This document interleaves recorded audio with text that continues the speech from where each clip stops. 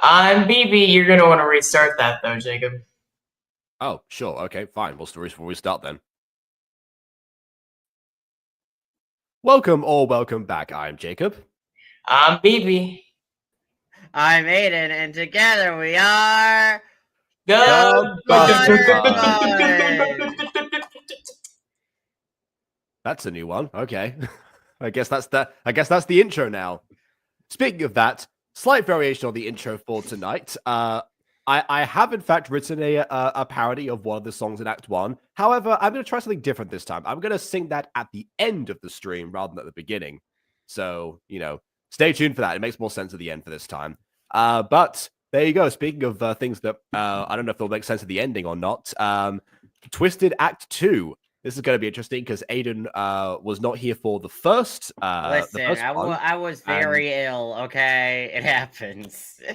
No, I understand it happens, but we just want to make sure you were here today because honestly, I would hate for you to miss out on this entire play. As great as Act 1 has been so far, of course, I would like to do that as well. But yeah, like at least Act 2. I mean, yeah, I love it. We gotta have something there. Our fans know us. Yeah, that's true. Saw the notif and thought, yeah, I have 15 minutes to watch a different video before they actually start. Yeah, makes sense. I keep forgetting you were not wrong. I keep thinking people watch us on mobile, so they don't have the option to just like leave a tab open. I'm so used to doing that. I'm just like, oh yeah, that's that makes more sense to why people keep on clicking off these things. But oh well, we're not worried about that today. We're here now, so we're going to switch over and see if StreamYard actually has updated the thing where it doesn't remove you before we actually start. It does. Okay. Oh. Apparently on the package I have on my main channel, actually that doesn't happen anymore. It just goes over. But I guess I haven't fixed that on every version yet. So there you go. But anyways, Twisted Act 2. BB, would you like to summarize Act 1 for Aidan before we begin?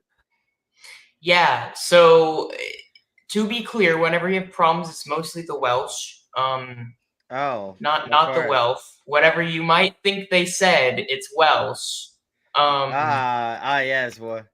What the Welsh? So this is okay. What Twisted is it's a parody of Disney as a whole, but primarily Aladdin, with the rest of Disney Arabian Nights? No, I mean Aladdin. Not Arabian Nights, because Arabian Nights is what Aladdin was based off of. This is a parody of the parody. Well, it's a parody of the adaptation, but yeah.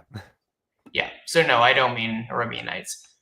This is also a kind of prequel. It's a kind of prequel. Well, not sequel. So, okay, you have part of it that is a prequel, and it's Jafar's early life, and then part of it is Aladdin, but from Jafar's perspective. Aladdin is a pedophile. And Jasmine is kind of a dumbass. Dang. Oh, by the way, she's also not called Jasmine. They couldn't use the name Jasmine, so they just called the princess throughout. Yeah. Yep. Yeah, and I think that honestly gets us up to date, actually. Yeah. Oh, well, speaking of the whole wealth and Welsh thing, there's a comment that we got from Turnip Crazy that says that the line Jeff Blim says is "we're mostly Welsh." However, earlier someone says we're pretty wealthy. So in this case, both are kind of true, but BB misheard the mostly Welsh line. There we go. Yeah. There we go. So there was a nugget to both of those things. So wait, instead of eat the rich, we're supposed to eat the Welsh? Is that what we're supposed to do now? According to that comment, we're supposed to eat both of them. Just a general feast. Yeah. The Welsh and the rich. Okay. Honestly, with the themes of this play, yeah, I mean, eat both seems to be an accurate message. Actually, Jafar seems pretty okay, but like he didn't. Like he's supposed to seem okay. Like that. The whole point is he's supposed to seem okay by comparison to everyone else. Which, speaking of that, Okay is Wonderful has the best like summary. What if Jafar from Aladdin got the Wicked treatment featuring Disney commentary? Another reason I wanted you to be here, Aidan. We love Wicked. Which Jacob still hasn't seen the Wicked movie. Oh no, I haven't seen one of several adaptations of the same story. Okay. want you to see it. I will force you to watch it with me one day. Will you? Yeah. You're not having great luck so far. Honestly, I'm fine with that because traveling to the nearest cinema here is not always the most convenient thing for me, especially with everything that's going on in the background of things. So honestly, if they take it out of theaters before I see it, then yeah, that'll make sense. I would be fine with that. But yeah, regardless, yeah, this to be honest, I think probably gets like the Wicked idea down, like the execution of that concept better than actual Wicked does. But we'll see. We'll see how that's interpreted. So without further ado, on with the review.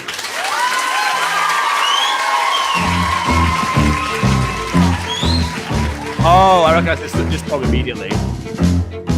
I mean, no, I don't remember this song at all. What is this from? No idea.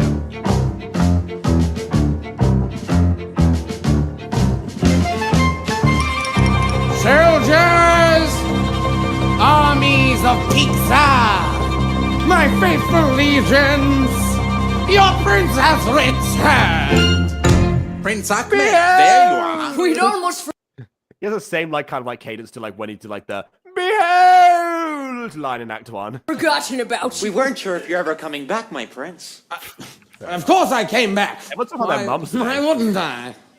Men, you would not believe the disrespect that I was shown on my journey to the Magic Kingdom. I would normally explain why. I was about to, but then you start saying that, and I decided not to click the button. But I come to you with proof of the crimes done against me. Everyone, look at my ass. Tell me, what do Oh, is that a tone setter for you or what? you see? Wow. A smooth set of cheeks, my prince. Very A smooth. clean and pert ass, my lord. And also very shiny because of the prosthetic they used. I see the back of your balls. Oh. That's right. That was not part of the prosthetic. My claw marks is what you see. Honestly, no, I didn't see any claw marks on that prop. How do you suppose they got there? You received the manhood of a badger. Oh, you smiled at a crocodile. Those are stretch marks. They happen. It was a tiger! Oh, I see. You Makes more sense than a crocodile because they'd be tooth marks, not claw marks. But there you received go. the manhood of a tiger. Yes, yes, did you hear that, lads? Our prince made love to a tiger. All hail Ahmed, the tiger fucker. I did not fuck a tiger! One was I do love the way that Robert Manning said that line. It was like, "Oh, hail Ahmed." There's such a whimsy to it. set upon me. Kind of reminds me a little bit of Hitchens when he's in working boys mode. That darn cat tore right through the seat of my pants and Okay, that darn cat, I'm pretty sure at least the remake of that movie is a Disney movie, and that's why it's referenced in here. grabbed a hold of my Woody. And of course, Woody, because, he's the Prince of Pixar. No. My Woody. Look. His arm. I question why exactly, that you've had that, in there, really? That's not exactly the best place to put it. It's, he's it's a friend in perfect. him. He's got a friend in him. Literally, That's yeah. awful. A friend in here. Yeah. No, it's a prison wallet. It's fine. Oh my god. Oh, the prison pocket. We love prison Of course, pockets. yeah. It's a classic phrase that all know. And How else are you supposed to get seeds across interdimensional customs, am I right? Oh god. Yeah. Dying cough. is all- Anyways. Yeah. Fucked up. And now he can't come with me to cowboy camp. That reference is obvious, but yeah. Well, just hey, so you can always go to that- space camp instead and get that buzz. I also that'd be a good joke, Stop by Pig Farts as well. Check out see how Rumble Roll's doing. But also, That's right. Christina Ricci was the star of that movie, and I also have not seen it, but I've seen the Nostalgia Critic review of it, so that's why I know it exists in the first place. Because I don't think it was like a huge like landmark success for them. But there you go. All because of that ungrateful, odious, pretty, beautiful, beautiful prince. Isn't the princess like 16? How old are you, Yes. Jafar? Probably This isn't even Jafar. Aladdin. This isn't Jafar. This is Prince Ahmed. Oh, I was about to be like, Yeah. I was about to be like, that- yeah. How old are you? I don't- Isn't he I like don't- yeah. 16? I have no idea, but then again, around this time period, that would not have mattered. But also, yeah, like this, yes, if you remember from, I don't know if you've seen the Aladdin movie or not, but the idea is that Jasmine, of course, the actual Jasmine, was like known for sicking her pet tiger on visiting princes who were who were there to propose to her, or I guess ask the Sultan for a hand in marriage. More accurately, I guess they wouldn't like directly ask her, most likely not. So that and of course, like that was like a punchline to a joke. However, if you do that to an actual member of royalty, War. can't really yeah, exactly. Yeah. So Prince Ahmed is not to be trifled with. Is the establishment here? Oh, it's never going to happen.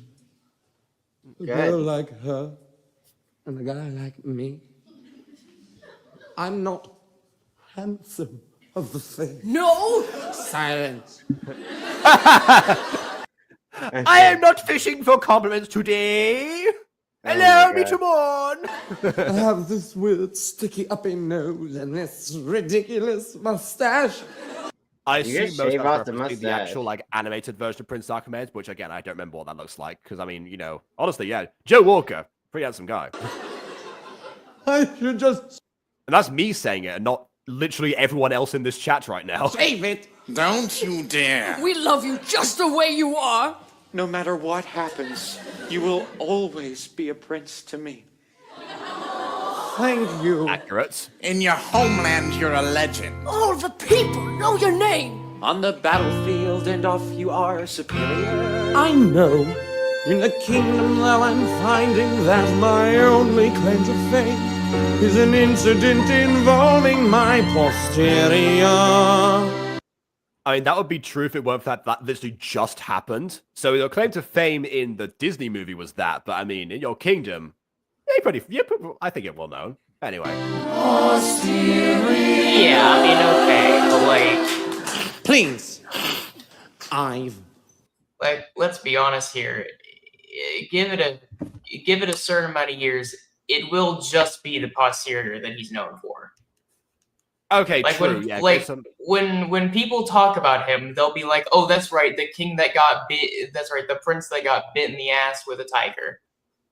Oh yeah. Who's gonna care about anything else? Yeah.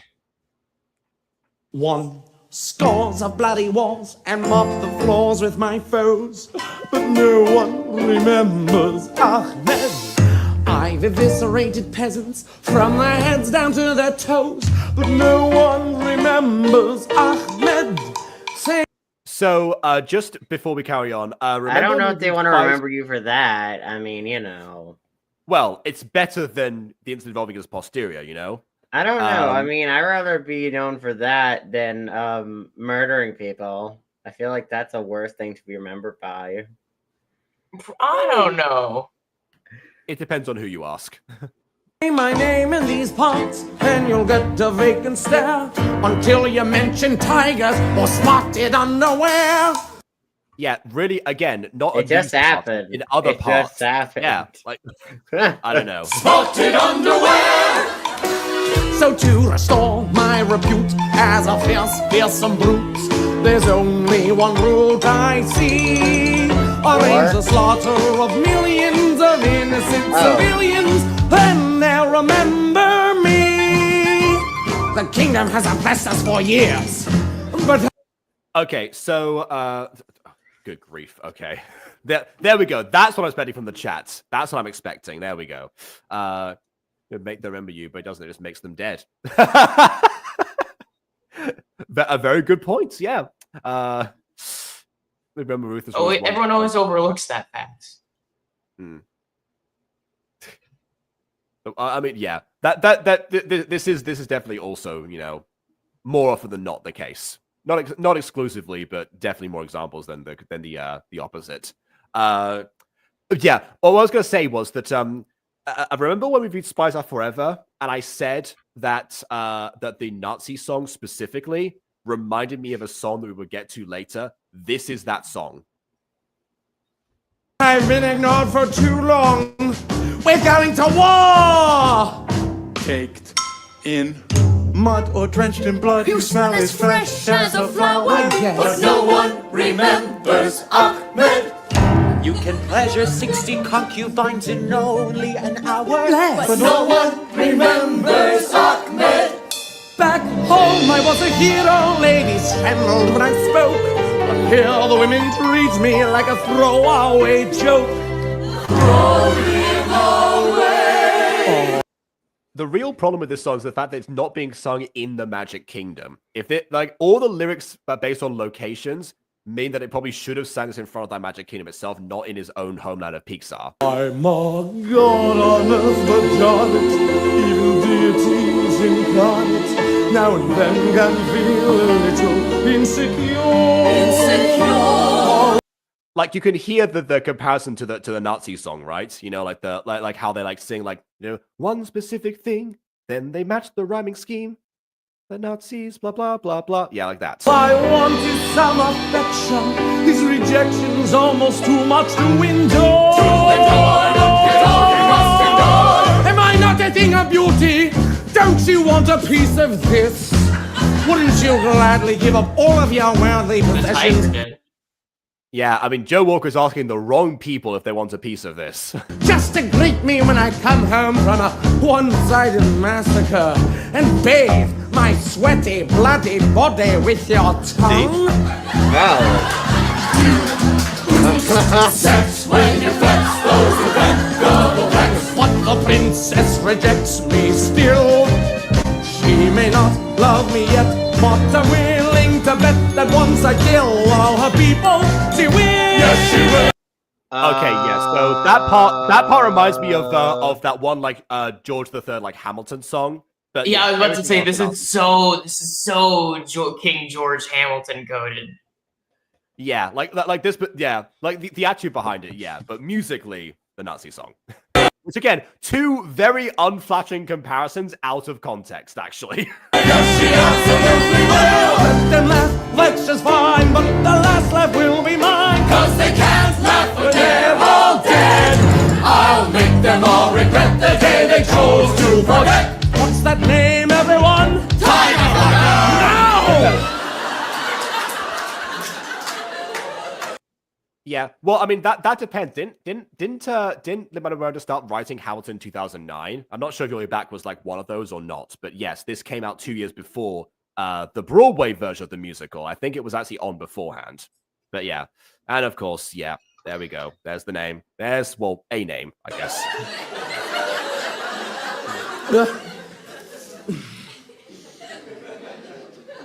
Like I said, what's that name? You're the cock of the walk, with abs as hard as a rock. Nevermore will they mock you, Ahmed. He got the time. I did not want the time. I did not. It was They'll remember Ahmed. They'll remember Ahmed.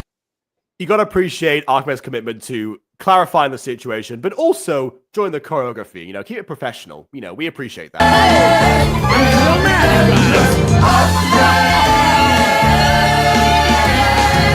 They'll remember me.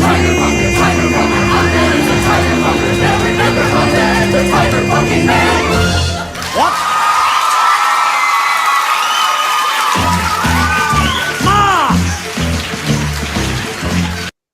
Yeah, the choreography, honestly, in this whole musical is much simpler than we're used to, but that's a good thing, actually. They don't need to go super overboard, because actually, even what movements they actually do, they are appropriately, actually, cartoonish Yeah.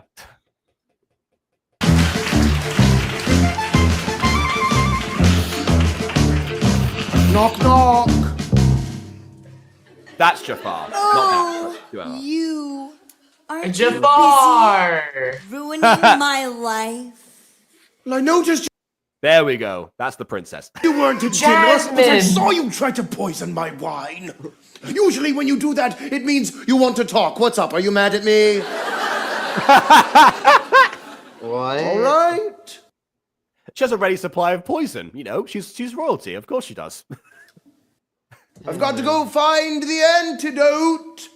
Where Why are you is going? Jafar trying to poison You know the what? princess? Okay, yeah. London Tip to Mr. Mosby Energy. Honestly, yeah. Another Disney property. Makes sense. Here she is. So what's wrong? Everything! You ripped out my heart and smashed it into a million pieces. And don't act like you don't know what I'm talking about. No, that innocent boy from the marketplace. The one that you sentenced to death. You know? Aladdin? Yes, Aladdin! Oh, he's alive, actually. Don't worry about him. The name that will forever be burned into my soul. First I of all, can't I would remember hardly it. Exactly. call him a boy. He was well into his 30s. He was That's one of the changes they made. Aladdin is 33 in this version. They sang a Oh. whole song about it. Yeah. All right, there we go. perfect. Besides the Okay. age thing, for obvious reasons. Yeah. Okay, so how about the Broadway How is previews? that Yes, not just something that completely changes your view on him? Well, I don't think Aidan had a view Aidan, to what the change, fuck? really. I don't have a view. I don't have a view. I'm just like, Yeah, he hasn't you seen the know. character yet. Yeah, remember, once you meet him, You honestly, know, that's when the she view- said he yeah. was perfect. I'm like, besides the age thing, apparently, because the age thing is a tad-ish. You know, besides being a monster. Hey, I haven't. What the fuck? Like- I haven't seen the He's man. a I little don't know. monster. Do you have to see the man? I mean, No, he's 33. Not really, but you know, I don't know. This is Aidan. He wants to see the man in general anyway. Maybe I'll take the man off her hands. Okay, it's okay. Why would you want that? Because I can because fix he's him. old enough to want that. Yeah, exactly. You cobbled together all the best features from all the best guys and then gave him a tragic backstory. It's like he was designed specifically to appeal to me. Princess. Oh yeah, he was not orphaned a at 33. Yeah. nice kind of fellow. You just didn't know him like I did. No, you didn't know him like I did. I knew everything about I like her saying didn't, even though Jafar knows 100% that Aladdin is alive and free. him. He was my soulmate. God, I'm freaking out. What was his name? Aladdin. Aladdin. I'm writing that down. Yeah. What? Aladdin. That's weird. It's 2 L's. No, 1L, 2 Ds. much like our department that we don't have anymore. Oh, that looks weird. Yeah, it's weird. Princess, all your life I've been your visitor. By the way, was that supposed to be like an actual pen or something in her hair, or is that just, or did she just have like, or is her hair black because it just has ink and just has like a quill inside of it? Just like, yep, there we go. All right, let me just She's naturally a There we go. blonde. She just likes the color in her hair with Sharpie. Wait, Sharpie would also be anachronistic. Your tutor. Believe it or not, I care about you. You're going to have to rule this kingdom one day, and I am trying my best to prepare you. But I don't want to be prepared. I want Well, be prepared. That's not a Disney one. to expect the unexpected. So you think you could handle ruling the kingdom right now? Absolutely. Well, then how would you protect the kingdom against Prince Ahmed, should he invade? Well, who? Or Yeah, there more we go. simply, how would you fix the socioeconomic inequality? Oh, Oh, I've been thinking about this a lot lately. The Welsh. Get ready for this one. Get ready for this. And how privileged I am, and how, because I am the princess, everyone has to be nice to me and give me things. So I think it would solve all of the kingdom's problems if we just made everyone a princess. I don't Isn't think that the Disney dream? Make everyone a princess. Wait, that means I can be a princess too? You know what? I'm on board with it now. I'm right, on there you board go. now. It'll be awesome. Okay. Yeah. You... It shows Aladdin is based on Jack Bauer. We'll get to Jack Bauer another day. Don't you worry. You know it would work. Look, you're young. You don't exactly get how things work yet. And while I don't appreciate any of your ideas, I do appreciate the fact that you have ideas. Maybe one day you'll have some good ones. But I wouldn't give an... Wow. It's something that Jafar, of all people, given what he's tried to pitch to the kingdom over the years, is saying that to the princess now. Like this is generational trauma at its finest. Another thought to this Aladdin. He's just like all the other princes in our kingdom. Sexual predators, the lot of them. What do you mean, all the other princes? As far as you know, he is not a prince yet. Just look at their tactics. They target vulnerable young girls and build up false senses of trust and then isolate them on magic rides of sort. And then when the moment is right, they whip it out. You know. What? Songs. Oh. Yeah, I thought you were that's gonna be like their knives or something. They whip it out. Their knives. No, Yeah, I mean, the problem with this quote, of course, is that whip it out is singular and their songs is plural. But aside from that, yeah, that's why I went to put that comment on the screen. I mean, you could have had it could have been like their guitars or something, you know. Well, again, I don't think Aladdin would have those at this point. Nor would they have pens, which was my point earlier, for girls. But anyway. Oh, yeah, okay, that was like an idea that he had. That was just like, that was like a suggestion, Prince Eric was one of like a list of several, examples. Well, apart from like that one where I was like, she was a charming fellow. But yeah, again, she has some standards at least.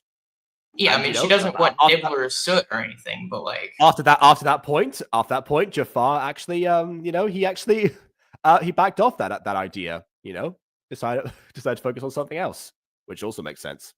But yes, beware of. Well, okay, Darren Criss in specifically as Harry Potter.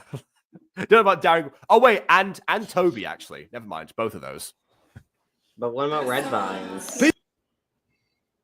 I mean, beware of those as well, I suppose. But they are apparently delicious. I don't think I've ever had red vines. Be wary of young boys who whip out their songs. A song is and not so young boys that whip out their songs as well. often a prelude to a dick. That traumatized dick in face. sheep's clothing. Achilles and fucking whatever his boyfriend's name was in the tent. Sorry, wait, say that again. I didn't hear you. I blow my nose. Achilles and whatever his boyfriend's name was in the tent. Oh, Patroclus. Yeah. Yeah. Who apparently was also his cousin, but anyway. Oh no. Yeah. It was a different time. It was ancient Greece, Yeah. Can we appreciate Jafar's face here, by the way? What a great, isolated moment. Honestly, this between the two of them, this kind of looks like whenever you catch your dog in the act of something. I suppose, yeah. Well, I mean, you would know more than us, I suppose. You guys have neither of you had dogs before? I don't know. No, well, I mean, I think died. my opinion on dogs have been well documented in Walking Wednesday, so no, I've not. That still seemed like a very good boy, but that I don't mean just that one. Like across the history of Walking Wednesday, it's been made clear. Remember this song. A song is a dick in sheep's clothing. A song means a dick is on the way. Jafar! Well, there we go. Wait, it's Toad. It's Toad. Hi, Toad. How dare you talk about Jim Povolo that way, Jafar? How could you? I have bad news. Also, yeah. I mean, I was about to say I wish that they actually made this into a song, but no. Okay, I guess they did. All right, we've got a bonus clip to look for at the end of the video. Then apparently. Just saying, I would take Aladdin off Miss Jasmine's hands. I would be okay with that. That's not a good thing. I cannot stress enough how awful of an idea that is. That's not a good thing. This man likes Max Jaegerman, so you know. Yeah. Okay, but Max Jaegerman is not a sexual predator. Actually, kind of is. Kind of is. Forbidden fruit, remember? Grace little peach, yeah. Yeah, but she still had to consent to it. Yeah, he also he also smacked what Oh, yeah, I guess there was the ball smacking. Yeah, you're right. I forgot about that. What are you? So I mean, I did forget about that detail. You're right. Okay, I'm trying to see there. Apparently there is no there's no like clip that's obviously of the full song on YouTube, so I guess it's on Spotify or something, so we can't watch the bonus clip, unfortunately. They said it's a travesty that they left this. This small segment. Oh, okay. I thought you meant like there was like an official, like full version they left off the soundtrack. Okay, right. Never mind. Okay. It was a flicker ticket. Okay, I see. All right then. What is it, Captain? Can't you see I am trying to impart a life lesson? I feel like you only come to Also, yes, Captain Toad, yeah. see me when there's bad news. Not this time. Oh, thank heavens. What is it then? Horrible news. Some fool atop an elephant is leading a parade throughout the marketplace. Parade? With no permits? No clearing of the streets? What of the apple carts? They're all turned over. Oh!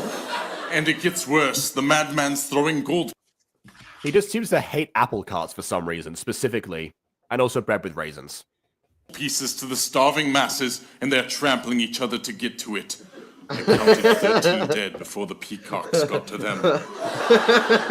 Oh, shit.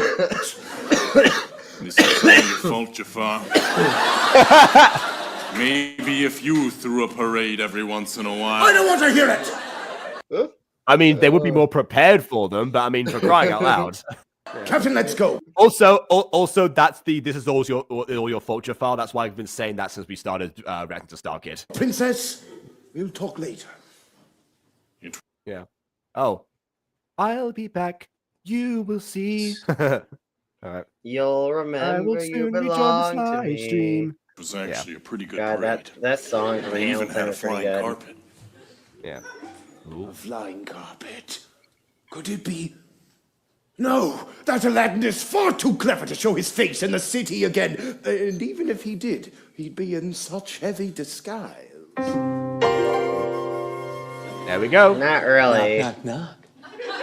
Oh God. Somebody order. Yeah. So, Aladdin impressions, Aidan. Why are you talking like that, man? I'm just saying, don't talk like that. That's weird. He's a pedophile. But I want him to talk to me. What do you mean? Don't talk like that. That's weird. He's a pedophile. Listen, I was hoping he at least sounded good. He doesn't. He sounds like he sounds scary to me. Okay. He's scary. Not the good kind of scary, the bad kind of scary. Pedophile is bad. Mm-hmm. Well, okay. At least you're both agreeing that he's scary to some degree for some reason. Yeah. He's unnerving as. Aladdin! How the fuck you know it was me? Brilliant. Because it is you. You're just wearing different clothes. Yep. You wasted a wish, Aladdin. Congratulations. Also, no, he's not. He also remember he didn't see Act 1. He didn't see the abs earlier. Yeah. I don't know. I mean, the voice is kind of killing it for me. I'm gonna be honest. Voices kind of kill it sometimes. Like, really? Like, with your we gotta mouth we gotta shut. show this How to- is that the deal breaker? we gotta show that to No. KW. I think she'd appreciate the voice a bit more. No, I here's think. the thing. With your mouth, quite so. sometimes when someone doesn't speak, they're much hotter. And then they open their mouth and it's like, oh. He's not hot. How? I mean, his arms are kind of nice. But I mean, his Okay, voice well- is like, ugh. Okay. I will say, aside from when he sings, I feel like Max Jaegerman, like in general speaking voice, is a lot worse than. I don't than know. Aladdin. No, Max Jaegerman sounds like he's gonna constantly call me a slur, and that's attractive for some reason. Okay. Right. Well, we don't talk about my issues. It's just kind of. historically, as we have made reviews together since 2020, we have talked about your issues. But yes. Well, pretty and smart. You're the whole shebang, babe. But how did you escape not even being smart. executed? She's London Tipton over here. London Tipton is not the peak of intelligence. No. I escaped because I'm a prince. You're a prince? But I thought that you were a poor orphan boy. Oh, I'm having trouble believing this. No! I thought you were a boy, an orphan boy that lived upon the street. There you go. No, I am a prince. Everything I told you the other night was a lie. Don't you? You told me. Oh since man, that's you're real a attractive. prince. Now the vision is complete. Trust me. So, you're not a tragic figure rebelling against the man? Babe, I am the man. Oh. I mean, this is a definite like change of strategy for him. I mean, he's still orphaned at 33. That part was true. You can still say that's true. And you stole all of that stuff just cuz? Oh. Yeah. Oh, no. Okay, now I'm kind of feeling like everything about you that was attractive to me before isn't really there anymore. A fair point that speaks to Aladdin's actual plan. But actually, you know what? I'll say this. I think the first time I saw Aladdin was on like a field trip of some kind. I think, and we didn't start. And I just someone were like sharing that their device with me or whatever. So I didn't see the beginning.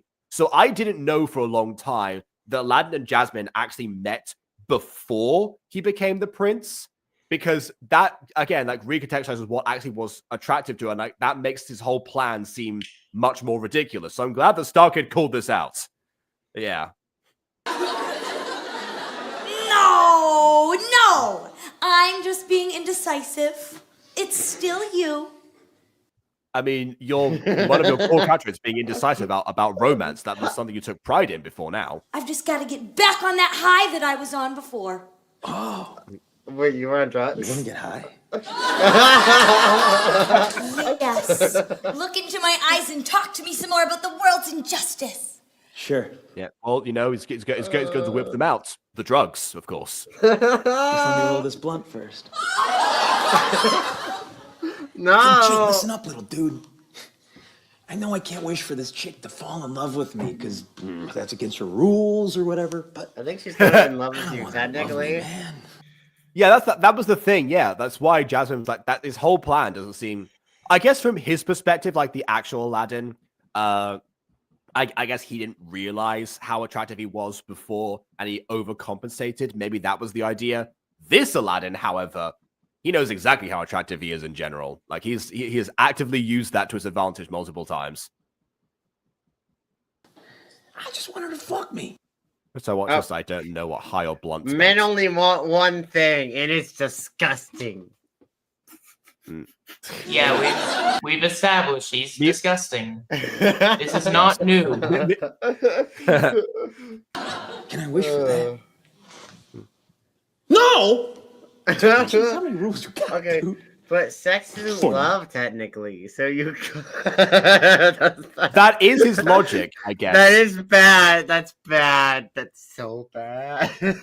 Yeah, I would argue what was it you said? What was it you said earlier, Aidan? Is pretty bad.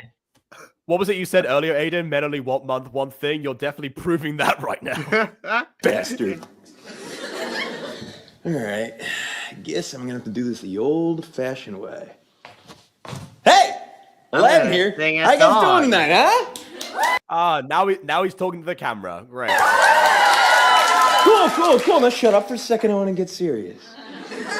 You guys know there's a way to get people to think about sex? Not even talking about sex? You just gotta do it subliminally. Watch and learn. Hey, babe. Such a beautiful night. Take off your clothes. Okay. Two things about this. I don't One, think that's gonna work. one, the whole fourth wall thing was unnecessary because he just immediately went back into it. Like he could have talked to himself or to the studio, and the same thing would have been achieved. Second thing. I didn't know this until I watched like another video like years later talking about Aladdin. That apparently this is a reference to the fact that in the movie. When you hear like the wind rustling at some point, allegedly you can hear someone whisper, "Take off your clothes." That's not like okay. That's just a trick of the ears, actually. Because like I'm pretty sure it's a trick of the ears. It could be an animator messing around, or well, not animator in this case. It could be someone in charge of the audio messing around because sometimes Disney animators like do that. But most likely, it is just a case of like, brainstorm green needle syndrome,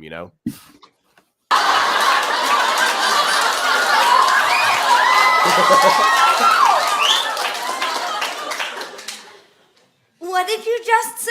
I said it's beautiful out. Look at the west tower of the palace and take off your clothes. What? It was this scene specifically with these two where the whole take off your clothes thing happens. Yeah. I don't think this is working.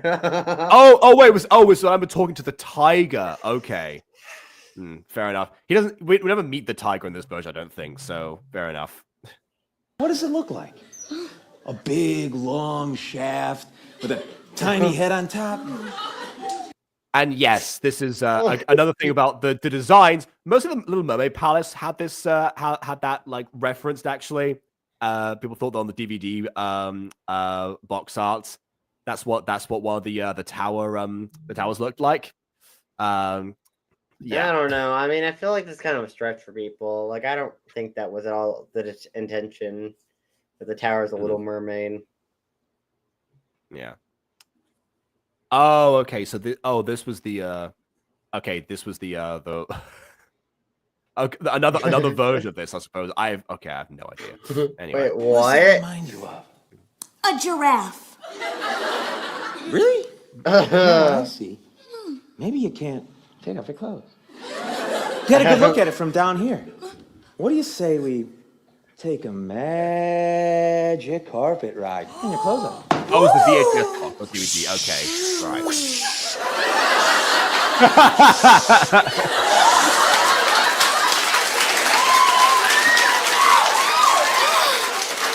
Classic Starkid. Yeah. Let's go to a place that's a bit more isolated, where you can't escape taking off your clothes. Take off your clothes. Take off your clothes. Take off your clothes. Oh no, you guys. That's why the fourth wall was Dora, there. Okay. Dora, why are you talking to us? No. Well, I mean, I don't know. I mean, Aladdin did it before, but yeah. Do So you wait. see any red flags? Right there. Where? I don't see any. That Jafar could be right about Aladdin? Even the camera nods. Me neither! Oh, it's Darren.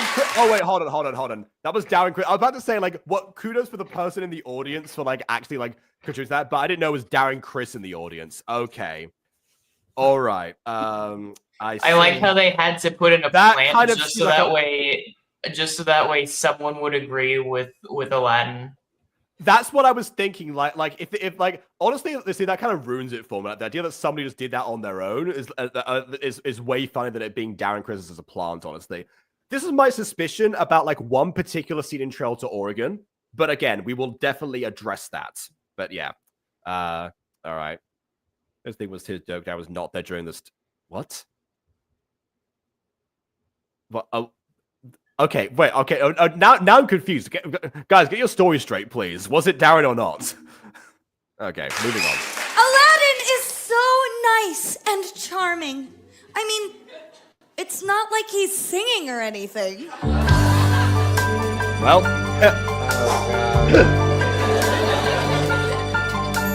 See that palace of gold. The way she immediately reacts to the first note that comes out of his mouth. That's the same one. That's I'm sorry you've lost. But yeah. Okay. All right. You know, again, I like it better with the fact to think this like it's a random audience member that just happened to critique and the princess like improvised that. But yeah, I said beware of. Yeah, I know you said beware of Darren Criss, and you say he was going to be here anyway. Shining, sparkling, metallic, and a little bit phallic. Take a look and you'll agree. See those leaves on the ground, spelling something explicit. Okay, wait, hold on. Don't you blink. Yeah, okay, another reference, because in The Lion King, that's what people see. Well, when the leaves blow in like the sky during Can You Feel the Love Tonight, other people think it doesn't say SFX, it says a different word from that song. But yeah.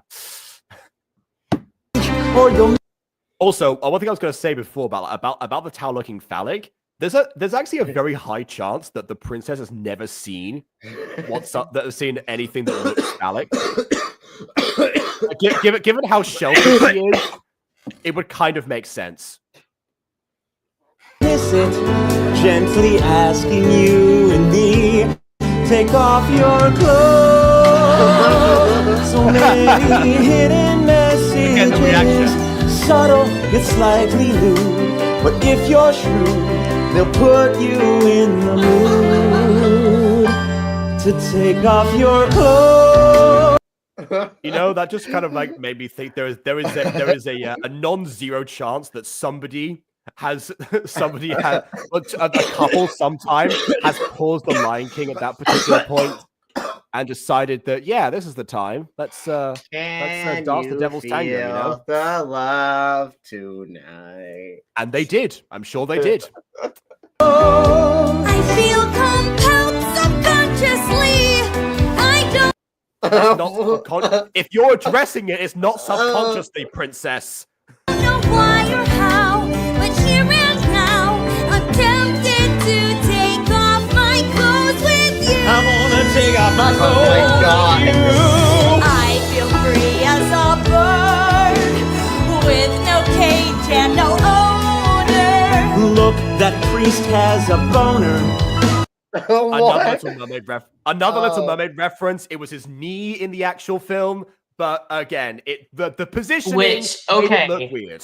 However, if it does occur to me correctly, because of that rumor, they did change it in other cuts, which doesn't make it look all that great.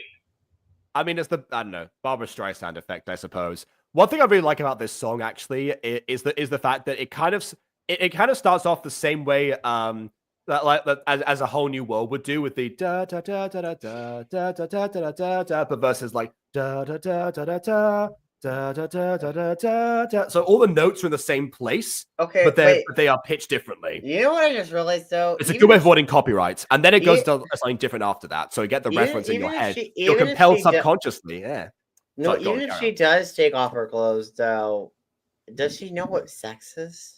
It doesn't matter. Aidan, why do you Depends if she's seen something phallic or not. Again, I was about to be like, does she know what sex is? Because even if she were to take off her clothes and so were him, she'd be like, cool, we're both naked now. Well, what can I Aidan, say? he doesn't give a shit about consent. What have you not gathered about Aladdin in this? Why would he care? She doesn't know what To be- sex to be- is. She'll- What to does be- it to be matter fair- if she knows what it is or not? He does. BB, to be fair to the princess, she wants a new adventure in life. What, motherhood? Well, I don't know about that. But also we know from not Jezebel in the opening like Aladdin song that he doesn't care about that either. No, I think that's just his knees. Take off your clothes. The universe is I can't telling. wait. Her face does not denote a perfect romance. This is the first time that these two would play a less than perfect romance, I think. Again, Trail to Oregon prelude for sure. Till we're married. Each sign is planted there with loving care. Accept the cosmic dare and take off your clothes, princess. Take off your pants. What pants? She's not wearing pants. You shall your magic carpet. I want to just let that line sink in if you didn't hear it. Alexa, play Virginity. Yeah, please play that song now. Yes. Stars above reflect our love. That one was definitely not a Disney movie. Want me to take off my clothes with you. You love me? Sure. And you're a prince? Ben, I'm the most powerful prince in the world. More Well, Ahmed is, you know. powerful than Prince Ahmed? I don't even know who that guy is. Okay, no, that's fair. He has not met Prince Ahmed, so that makes sense. Maybe this is how I help save the kingdom. By marrying you. Well, your entire character arc beforehand was, you know, wanting to marry for love and not to save your kingdom. So I don't know, but Marry me, Aladdin! he was already yeah. reacting. Yeah. If I do, will you take off your clothes? Wait, not so fast. Take off your clothes. Let's make this last. Again, she has standards, and also, again, to her credit, she proposed to him. As far as the time period goes, and her character arc, you know what? The fact she's taking the first step and he's That's not an excuse. They're clearly trying to speed run the grooming process. That's not an excuse in this context. I'm not excusing. I'm complimenting her character as the princess. Okay. At least you're tired. Aladdin, stop. Listen to me. Yeah. See, no speed running here right now. You know, we'll get to the run, speed run, a different time. Chat if you know, you know. I mean, I know you're scared. I mean, I am too. I mean, you Are are you? thousands of feet in the air right now, so one wrong move and you're both dead. I've never done this before. Well, until we're married, can't we just sit out here and look up at the stars? Okay. She's so annoyed right now. Yeah. Hey, I respect you, you know? Well, You know, I'm just saying, if you really just want sex, I'm sure you could get it a lot easier somewhere else. I'm kind of. oh, he can. But the thing is, like, according to his character, once he gets a girl in his head, he needs to, in his actual words, get his nut out. Oh, Guys, oh. none of this is unusual for pedophiles. This is just classic, like. Because yeah, I will say he most definitely has done this before. Not Jezebel has got some definite proof that he has. You know. Oh no! So yeah, that happened. The adventure of motherhood. Yeah, ready by Solar to George Washington, Amazon Alexa. Yeah. Oh, I Alright. ship it. You know, they'd be super good together. I ship it more than this. It's This a- shit makes me want to throw up. This is awful. I mean, we know what George Washington thought of personal servitude. So yeah. Yeah. Ask adventures. We agree.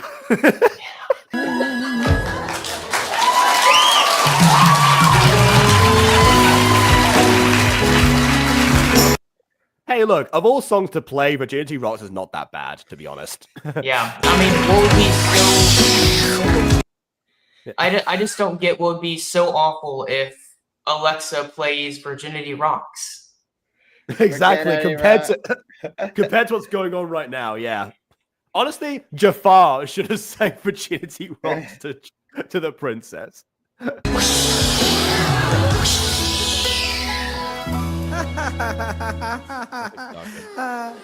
What? Let me ask you this. Is your penis an innie or an outie? What? Mine too. Wait, can penises That's just a be reminder. innies?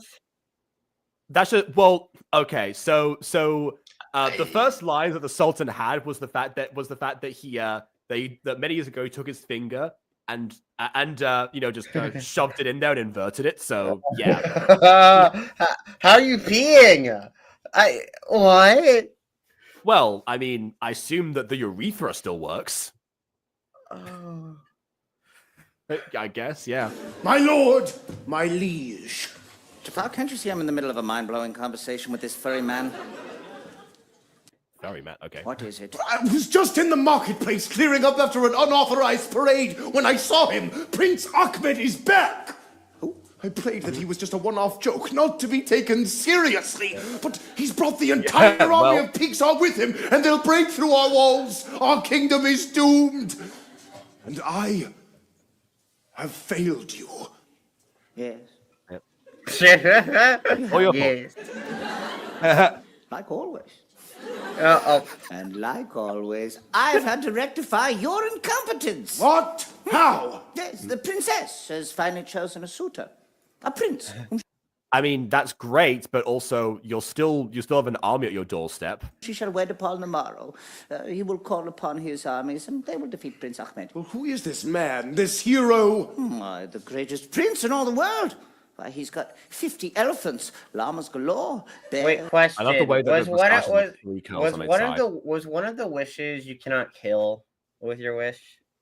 I don't think that was ever established. I don't think the genie ever actively confirmed wait that. a minute. If that's not a pre-established rule, I know how we can save the kingdom. Wish for mass genocide of the other army. I mean, if Jafar thought of that in the actual movie, he probably could have solved his problem with Aladdin, but yeah. Listen, I'm just saying that's the way to solve this issue. And horse!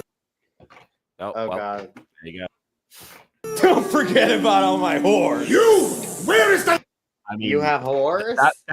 You're about to have a that wife. was established before. You're about to have a wife. I thought you had like one.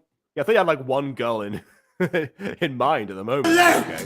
Whoa! Please don't hurt me! Ah, what are you doing to that prince? This is no prince. This is the wanted thief, Aladdin. How the fuck you know it was me? You changed your Jafar, no. clothes. Aladdin explained everything to me. Okay, so yeah, there you go. There are the rules. Can't resurrect dead people, can't make people fall off, can't wish for more wishes. Okay, so you can make dead people, but you just can't resurrect them after. You can't take it. Yeah, so that's not against the rules. Yeah, there are no take backs. So, mass genocide wish? Well, that's He a was wish just you to do. pretending to be a wanted criminal.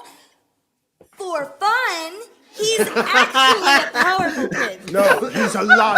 This is the truth. I took him into the desert in search of a lamp containing a wish-granting djinn. Just stay with me. I was hoping to use the lamp to save the kingdom, but this thief stole it from me, and now I suspect... the one time that Jafar talks about wish-granting djinn and like doesn't go into like the realms of science.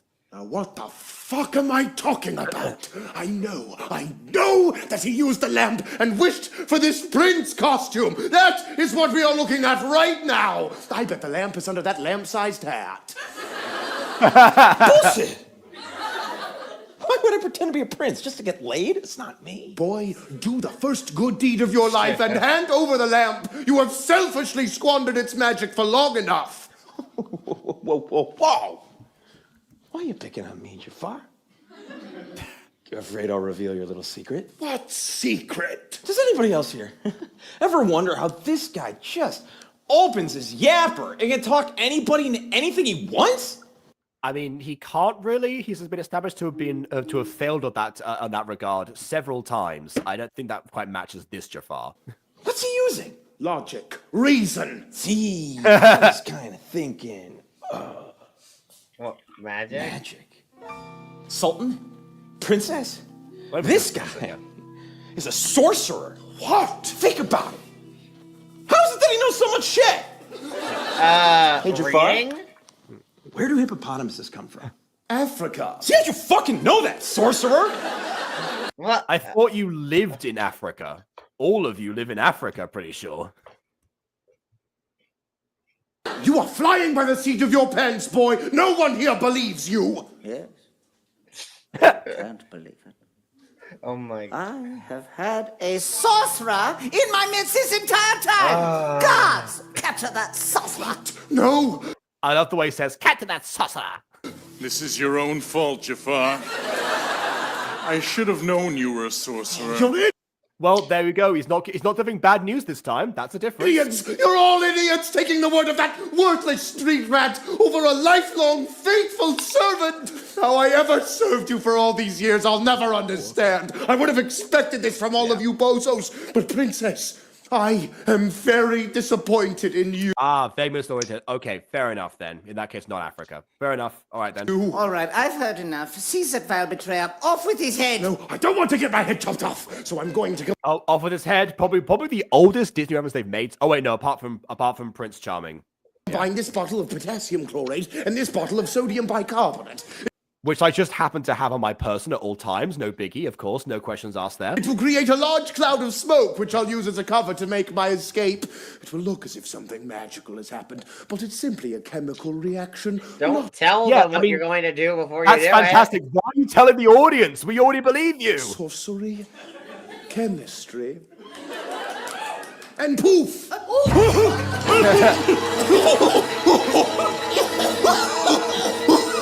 Oh, wow! I thought it was just bullshitting you guys. But he actually was a sorcerer. Don't admit that at the moment. Who was in the same room as a sorcerer?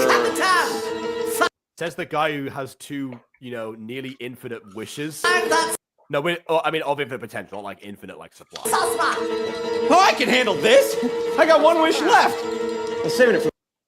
Oh, that's right. Yeah, because at some point in the movie, he had to like rescue himself from drowning, supposedly.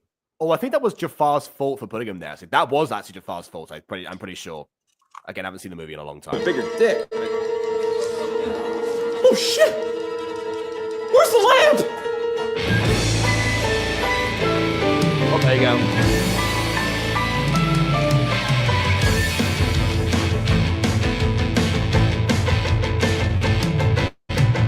Against my sultan, the highest act of treason, but I had good intentions. I did it for a reason. They'll kill me if I'm lucky. They'll torture me if not. What made me think that I could get away with such a plot? It's not too late to bring it back. Perhaps I'll be forgiven. Hell yeah, the instrumental in this one goes so hard. That is true. I pause it goes out of sync, but also he could just wish for them to forget. Like there's no memory wiping rules. As far as I understand. Simple. So... One wish. I wish everybody knew the truth about Aladdin. Just wish that and like, bam. A lot of your problems are instantly solved. He could even wish to turn back time if he wanted and and make sure that he goes into the Cave of Wonders himself, actually. Or honestly, even go back even further and well, then again, I don't know if that would count as resurrecting dead people if you went back in time. Would that like by proxy mean that? But I don't know. I don't know. I don't know. You could wish Aladdin never saw Jasmine or never met Jasmine ever, as well. That could also be a potential wish. True. Or that he was arrested that day that he got chased and all the guards died in Act 1. You weren't there for that, but that happened. Or you could wish for Aladdin to never have lived, I don't know. That could have been a wish you did. Mm-hmm. You say this guy isn't smart to trick the genie. I mean, he just tricked an entire kingdom, so I don't know. Maybe as far as manipulation goes, Aladdin, he's got that covered. He knows what he's doing in that regard. Yeah. But yeah, exactly. If I could turn back time. Yeah. Mm-hmm. If my crime can help improve the world we all must live in, am I not bound by duty to the people of this nation? Okay, so with that, this is why aside from the fact they could wish for them to forget, and like I said before, that's kind of a plot hole. Aside from that, if we ignore that, this I think is better handled than Wicked, because like he's leaning into like that perception for the sake of like, you know, of the good of everyone, rather than that being like, I mean, it was constantly like forced upon him as like a perception, but they couldn't like prove it until now in their own minds. Whereas like before, it's like, oh yeah, it's like we'll do this like random thing. Okay, no, you know, blame the green lady because reasons, you know. Whereas here, yeah. Also, Aladdin is the main problem now. Before, I suppose he was not the main problem, but now they all think he's royalty. You have any idea how much control he has over everything? Well, not as much as he lets on, actually, because they right now think that he has more influence than he actually does, and that's why they think Prince Ahmed isn't a threat. So I would still say that Ahmed is the main threat right now. Well, no, but that's the thing. The fact that they are convinced, that many people, that much royalty is convinced that he has that much control, is enough to give him that much control. I mean, like... Deception, threat of genocide. The deception can lead to genocide, yes. So yeah, well, Aladdin it's going to happen regardless. Like, as far as Ahmed's concerned in terms of the plot right now, no matter what Aladdin does, you know, he's coming. You know, Ahmed's coming. The threat of the show. Dun-dun-dun. Anyway. Oh man, I think Aladdin is definitely up there at this point. Yeah. By the way, people are still debating whether or not Genie can bring back dead people. Like that no people like there was established. We all need to watch the Aladdin movie again, to be honest. Here's the thing. Even if he can't technically bring anyone back from the dead, the rules never hypothetically say you can make an exact carbon copy from when they were alive with all their memories intact. Hypothetically, you could do that. Then you go into like the whole. You know what? Actually, you know what? I'm gonna put a pin on that. I'm gonna come back and bring it up later when we get to the end of the piece. Yeah. How does the golden rule apply in such a situation? As a citizen, I think I would be grateful for the aid. Oh yeah, you didn't hear about the golden rule, by the way. You know, about well, I mean, you know, the classic golden rule, treat us how you want to be treated, basically. But there's a whole song about that he sang at the beginning in the prequel part, the flashback. I mean, I keep saying prequel, flashback. There. But if I were the Sultan, I should hate to be betrayed. Whichever road I take, only incurring someone's wrath. Till now I've always traveled down the straight and narrow path. Temptation may have beckoned, but I always have resisted. But yeah, see, again, compare this to Elphaba being like, okay, you know, everyone's gonna hate me regardless, but it's like, okay, someone will hate me when whatever decision I take, and that part's beyond my control. I find that more interesting. Which way do I turn when the roads become so twisted?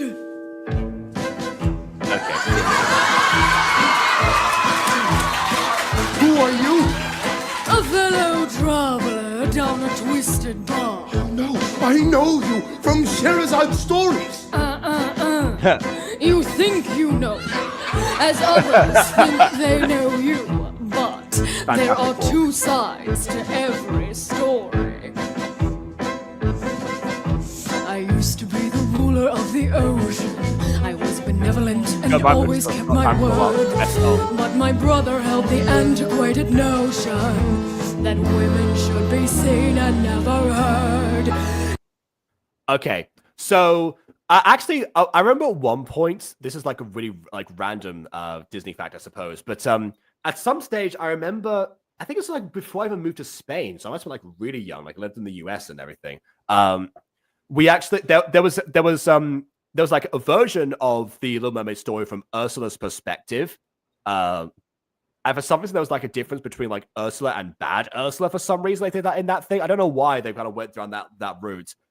But like, I guess that's where the idea of Ursula being portrayed as like actually like not so bad. I mean, if it, but yeah, like the actual version of her, you know, as far as as far as that contract goes, you know, there's not many ways to, for lack of a better word, twist that narrative. But I guess in this case, I mean, you know, she kind of tricked a 16-year-old into signing away her voice into a deal, and then used said voice to make sure said 16-year-old became like a weird. Yeah, we were just talking about tricking slave 16-year-olds, thing for the weren't we, rest beforehand with the of whole, you know, existence. So you know, who's playing Ursula, by the way? Jamie Lynn Beatty. Who? Jamie Lynn Beatty. Who did they play? Ginny, Sherman Young, Sherman's mother, I guess as well. Like, yeah, so many. Also, that's that a bit one, of a shame. the love interest in MAMD. Okay, that's a bit of She's a shame. constantly been like possessed. Yeah. Oh, Charlotte. There we go as well. Yeah, Charlotte. I was hoping the actor might be mask presenting, but oh well. Well, okay. Because Ursula was originally inspired by a drag queen, so I figured that Yeah, I would be a nice forget callback. who voiced her actually. So you know, it depends. Yeah. Oh I mean, wait. I Actually, think- speaking of the drag queen, actually, okay. Here's another a Disney fact for you from the Nostalgia Critic review of Little Mermaid. He brought on Philo Barnhart, who was one of the animators of Little Mermaid, and one of the stories that he told was that because they had like live action references, like you said before, but like that meant like the animators had to like study the people in question. And he was the one who was assigned to, I believe her name was Divine, was the name of the drag queen that inspired Ursula? Yeah. So he was assigned to Divine. And so like one day was like, you know, trying to when they actually met for the first time, like he came in, introduced himself, and he said, "My name is Philo Barnhart, and I'll be doing you." I was like, no, wait, no, I mean like doing the reference for you. And that was the icebreaker between the pair of them. That's a good icebreaker. It is a good icebreaker for sure. Mortifying in the moment because he was, you know, I think it was relatively early in his career, but yes. It's like, oh no, everything has gone. Everything's gone now. I've doomed myself. Anyway, yeah. Most fine was used everyone's leverage actually turned into a little seaweed guy. If it did steal a throne, deserved. Well, according to this version, deserved. But then again, you have to look at what did Triton actually do in the I say the original, but the Disney version. That's where kind of like, you know, we have to we need more context behind that. Also, by the way, I definitely this is like an all around thing, but I mean that shell, I definitely would like that like string outside the turtleneck portion, not inside, just very distracting. Then disowned me, and on top of that, rezoned me to the outskirts of the kingdom in a cave. Took my scepter and my crown, though I tried to take him down. The truth and I now share a watery grave. Then how are you here? The story lingers on. I assume a spirit. Maybe, but Jafar would be questioning why on earth there were spirits around him now. It's like, I'm hallucinating. Oh no, I'm truly far gone. The that is drawn is twisted. A pain I know all too well. Again, a slight musical sting that's reminiscent of Be Prepared. You know. Oh, and actually, also, I guess Poor Unfortunate Souls kind of sounds a bit like us as one. They kind of like have like a common theme of like taking Disney music and like twisting it so it's not copyrighted, but also kind of fits what they're doing. That's nice. You know, though, you really do have to twist these stories though a lot and like manipulate them a lot to really actually make the villains seem good. Because like the thing is, in Aladdin, Jafar really did mind control the Sultan, and he also heavily sexualized Jasmine when, you know, and tried to like get her to marry him. So basically, he did what Aladdin's doing in this version. That is correct. Yeah. I will also say Wizard of Oz, kind of similar to Wicked there, but yes. Yeah, I mean, yeah, I like Wicked as a story personally. It's just I don't consider it. It's not part of the same canon. And although some people try to be like, not. no, it's the exact same canon. No, it's not. It's not the same canon. They're I invite people to watch the Dominic Noble review of the Wicked book, actually, because it goes into a lot of the not only like differences, but also the legality behind said differences. Yeah, but even comparing the Wicked the book to Wicked the musical, like Wicked the musical is like a weird hybrid of the book and movie together. The Wicked musical is a lot more aligned to actual like Wizard of Oz canon. With like a lot of changes, like the witch's main motivation, because like she just wanted the ruby slippers to be powerful in the original. There was no actual care for her sister. She didn't actually feel bad about that. Yeah, you know that reminds me of like the first time that I ever played a villain. Again, this is before like I liked playing villain characters in general. Yeah, like I tried. I gave myself like a whole like extra backstory. Basically, the character in question, he just wanted like the like this like marvelous stone that would be able to grant like any wishes. I don't think it had any limits actually, and he wanted it for himself and didn't want to share. You know, typical kid story.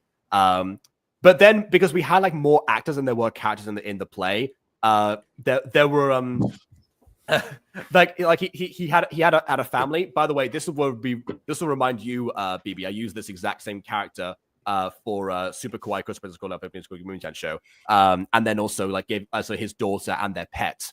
They wanted it for different reasons. The daughter actually, the actress was comfortable with just being greedy. She's like, oh yeah, do that. But I wanted to like say I'll extract this like magical essence to give you like control over the control over the natural world. I will prove that one of the two elves that was in charge of it before, who I went to university with, was wrong for dismissing me, that kind of thing. And then also that was supposed to backfire and turn me into like a half plant creature, similar to this, which is definitely a ripoff of Kevin's arc in Benzanian Force from Hacking the Omnitrix. But whatever.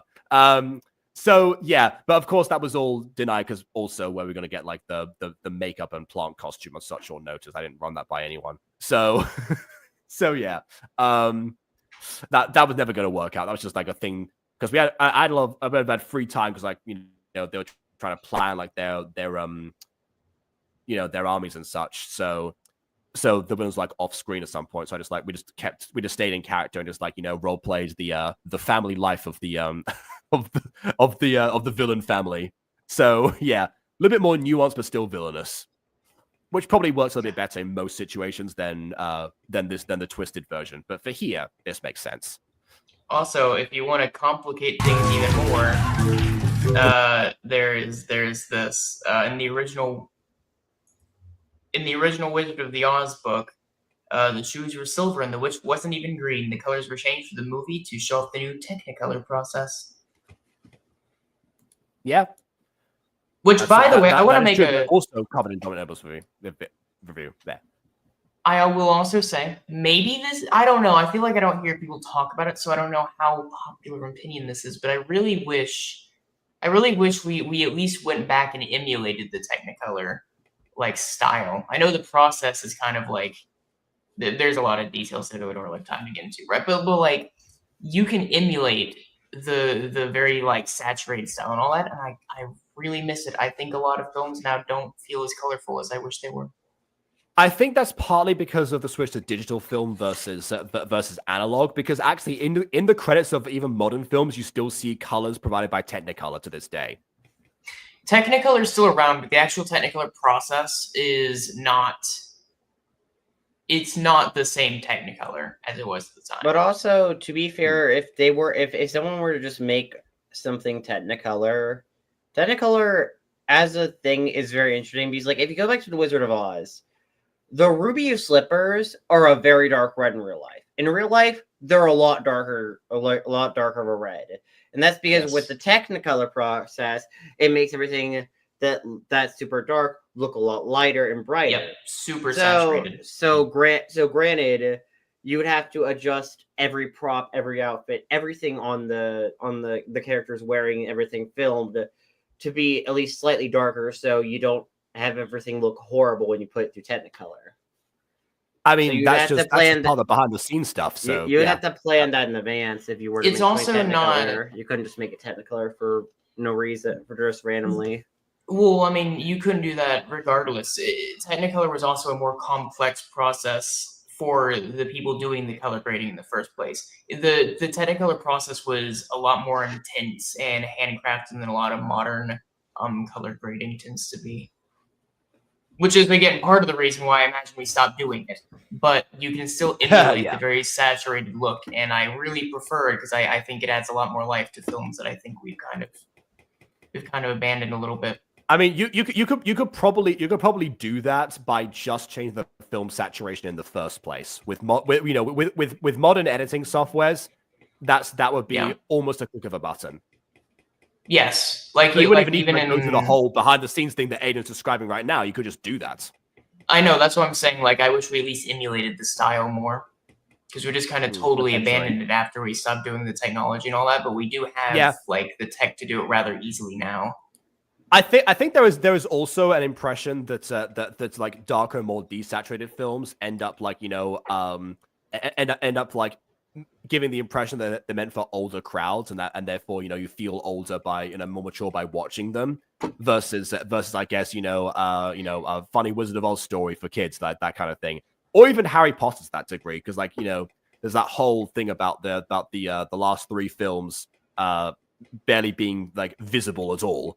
Because Davey Yates decided to just go ham with the desaturation. Or not even just him, actually. Like overall, there's like after Chris Columbus and maybe Alfonso Cuarón, that just kind of starts happening in general. So yeah, I don't know. I guess, but like you have, for example, like High School Musical 2 or whatever, where you have like where you have her on like the flamingo and shit, and she's like on the water and everything. Like the flamingo is like such a vibrant pink and everything. It's like you don't get that anymore. Call me crazy, but I feel like the later Harry Potter films and High School Musical 2 were aiming for different audiences. Sure, but what I'm saying though is that we've abandoned.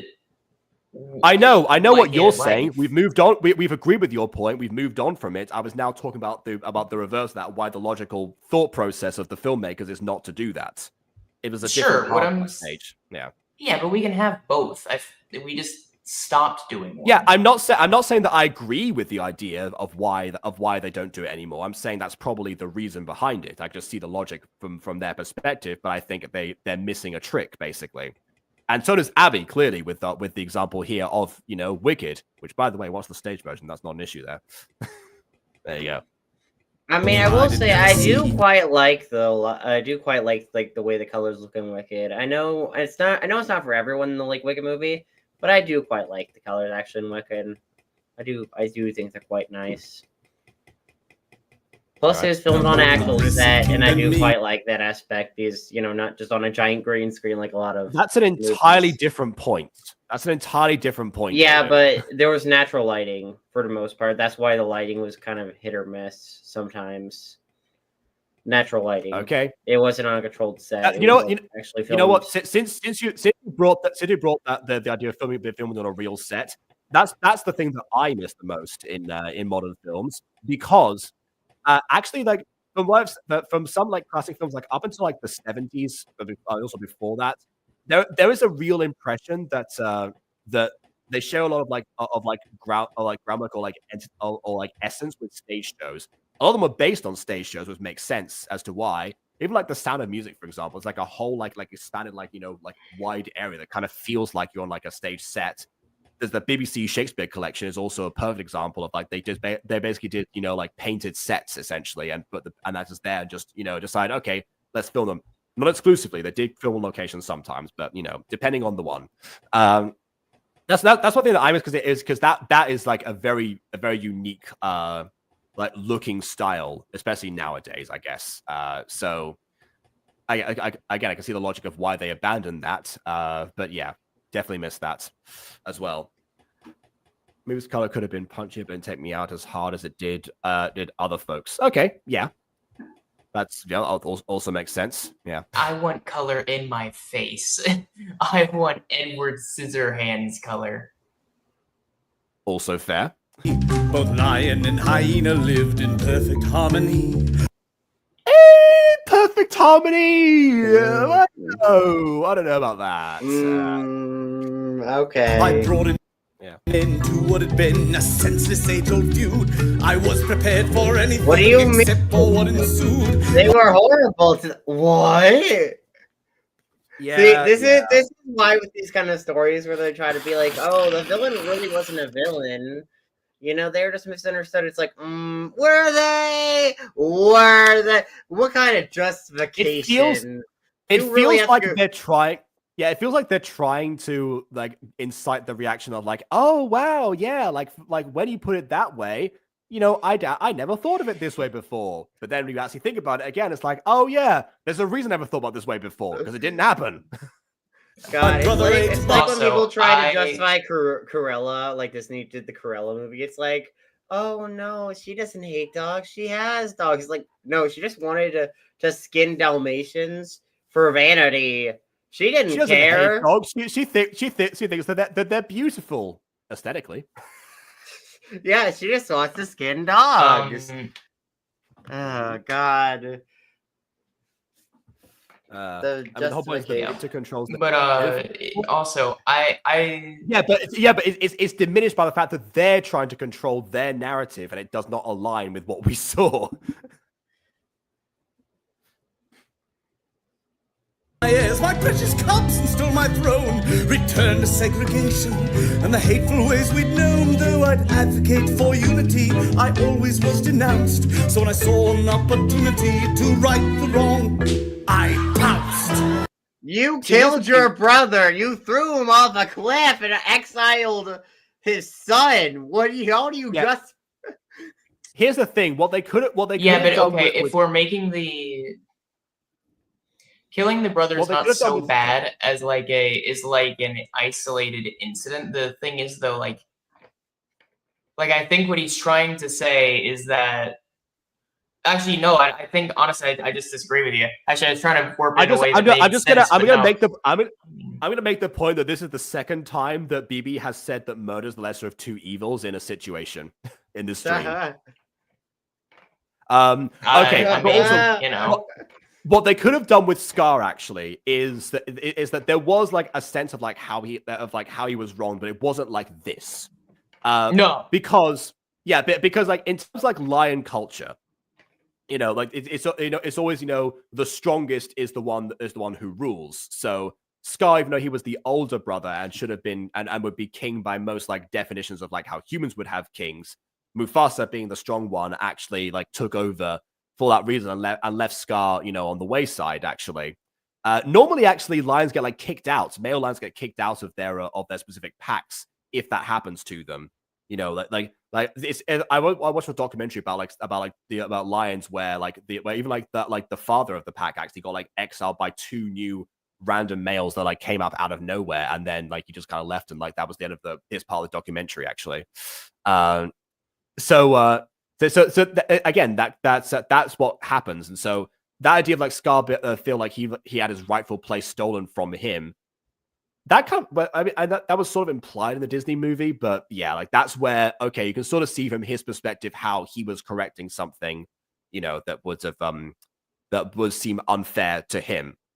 Versus the lion and hyena rule, which he definitely used, he definitely manipulated in order to like, you know, make his point, and then blamed the hyenas for what happened, and that's why what happened to him happened. So I don't know about being prepared for everything because the hyenas were the ones who pounced in the end.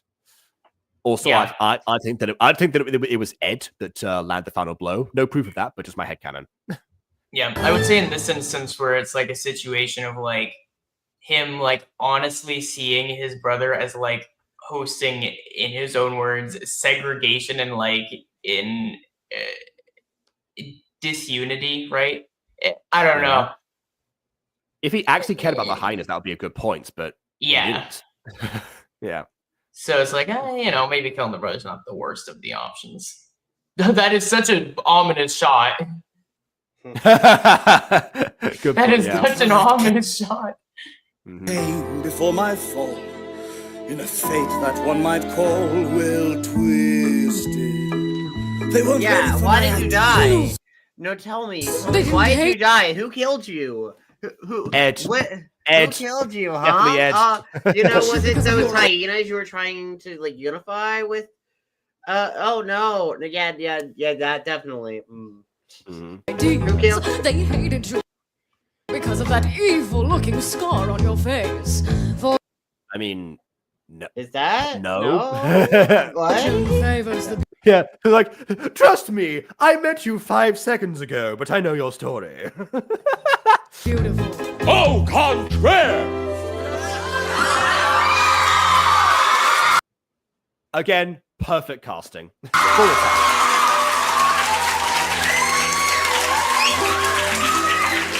My only crime was love. In town, there No, I mean, you you were were about not to be in a love with Belle. You were a misogynistic pig. I think he was probably both, honestly. He could be both in that situation. Okay, yeah, but like that's not real love. That's not love, okay? I don't know what you're talking about. As everyone knows of our great Lord Gaston, no one fucks like Gaston. No one cooks like Gaston. Okay, you think you listen. have a wife? No, it's mine. I'm Gaston. I'm Okay. especially good at ejaculating. I think I've seen that clip, but I don't know. I don't remember. Okay, listen. Yes. It was a bit in it was a Unis Honest bit where they started just doing the Gaston theme song There we and go. then just There we warped go. it beyond repair. Listen, Gaston. You can even find the lyrics for the weird version on fucking Genius. No one's built like Gaston. No one tilts like Gaston. Murmuring in parentheses like Gaston. It's so good. It's so good. Okay, listen, like, and also, you only went back to kill the for one, you imprisoned the father you were claiming you like somewhat cared about, and then you also went back to kill the beast after he let Belle go. You know, Yeah, he didn't really have like any hold on her anymore. And to be honest, like, not that Gaston knew about this, but he would have died anyway if Gaston didn't, threaten him. Like, listen, okay, I'm just saying it's you really have to skew Gaston as a character and ignore half the events in his story to be like, oh, he did nothing wrong. I'm sensing a theme here with these characters. You really have to ignore a lot to get that argument across. I'm contributors to sit down and like lyricize that one Unis Honest bit. It's great. No one fucks. It was only she who was as beautiful. No one shits like Gaston. He's a dick like Gaston. All right. Okay. It's great. Yeah. Okay. Then tragedy struck. She was taken hostage in a castle filled with demonic furniture. That part is true. So I did what anyone would do, and I organized a rescue mission. After imprisoning her dad. Yeah. And after she escaped. Yeah. But how was I to know that she had fallen in love with her captor? To me, that doesn't seem entirely healthy. Also true. Especially since he's a wolf bear thing. Not that Gaston is in any position to talk about like unhealthy romances. Yeah, I was about to say, I don't know that you have any room to talk about it not being particularly healthy, but then he went into the racism angle, so it was like, Gaston, you were all like, oh, you silly woman in your reading, in your knowledge in books. Silly little woman. Go make me a sandwich. They did that to Jafar as well, actually. A buffalo monster. Oh. In a cape. Capes But the cool, heart to be fair. wants what it wants. And sometimes what it wants is twisted. Yeah, he has that, and he also has the vibrato. That's one of my favorite things. Again, like, I start with vibrato in general, so I love when everyone else can do it. Yeah. Where's the mother from Rapunzel show up? Good question, because I yeah, only from wanted to Tangled. kidnap a baby for my youth. It's not wrong. I loved her. I just kidnapped a baby for youth. What do you mean that's immoral? Yeah. The dozen egg sandwich is crazy. I forgot he was super into eggs. What is the evil queen gonna come on next? And she's gonna be like, "Oh, I just wanted to kill her because my mirror said she was the fairest in the land, and only I could be the fairest of the land." Yeah. Maybe she was riffs, so he's trying to say, you know what? Sure. Fair enough. I only wish to reclaim what was mine. I only wish for equal rights for all. I only wish to save her. I only wish to be invited to the party. I only wish to improve relations. Then why did you play it? The party. Yeah. Okay, you want to be invited to a party, but like, why did you have to curse a baby too? You didn't have to curse a baby. I forget why she wasn't invited in the first place. I think she already had a reputation before that point. Like, have a name being Maleficent, but anyway. I only wish to teach the boy responsibility. Well, you tried to kill him, and you kidnapped several children. What do you mean? It wasn't even like his place to teach. It was not like he raised Peter or anything, except for in that one version of the story he did. But that was like a different movie. I wish to give the people on board, so he wouldn't end up like lesbians in chat. Did Mommy Ursula just kind of say? Goes hard.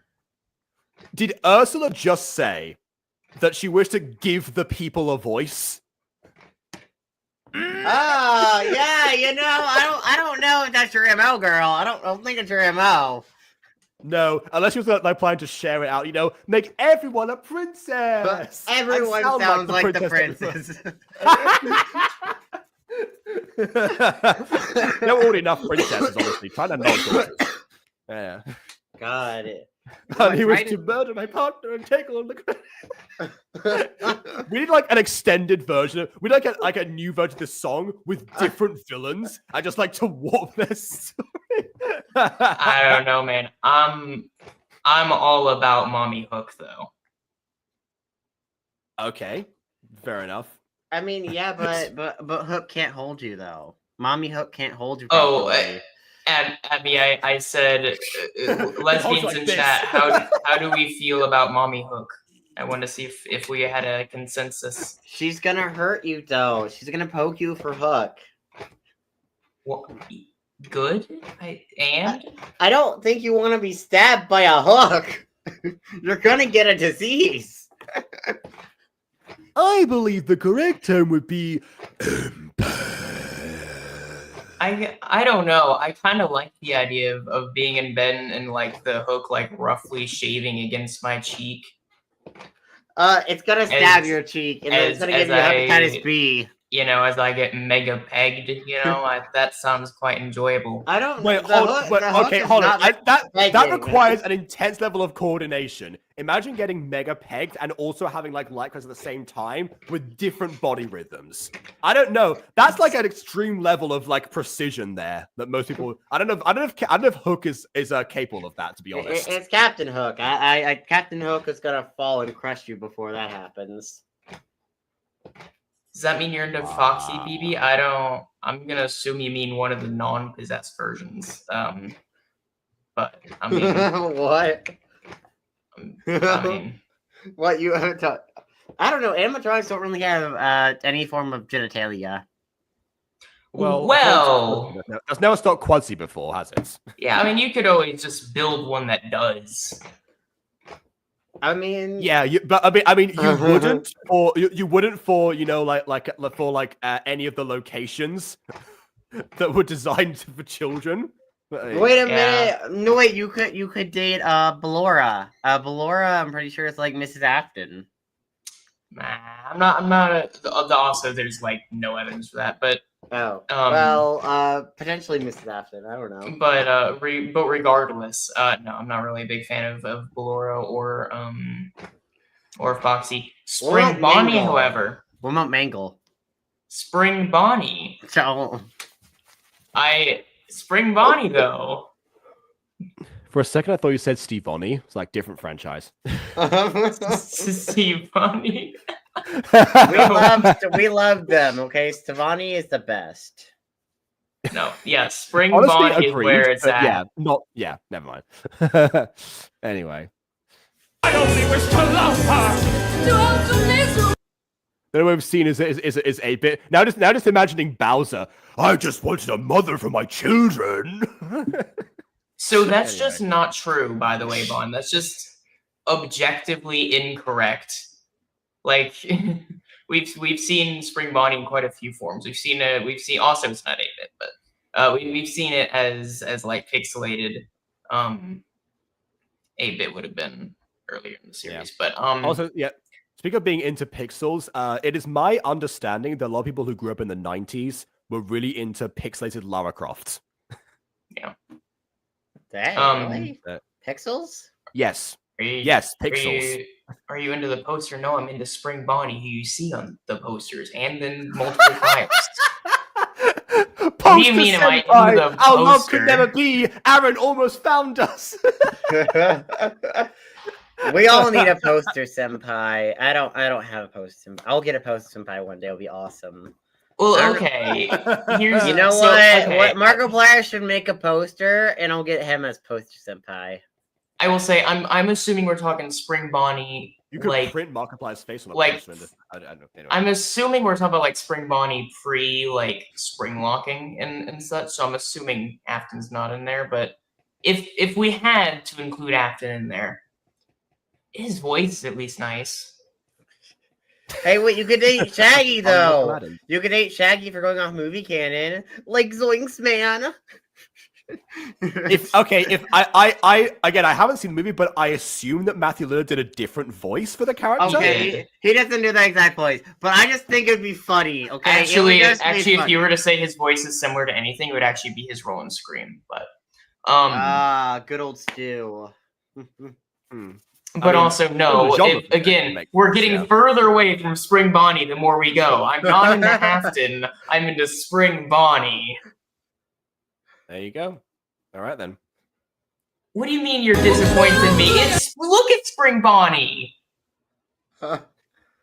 Right, okay, hold on. I'm not crazy, right, Chad? No, right, Chad? I'm not crazy. Oh, good lord.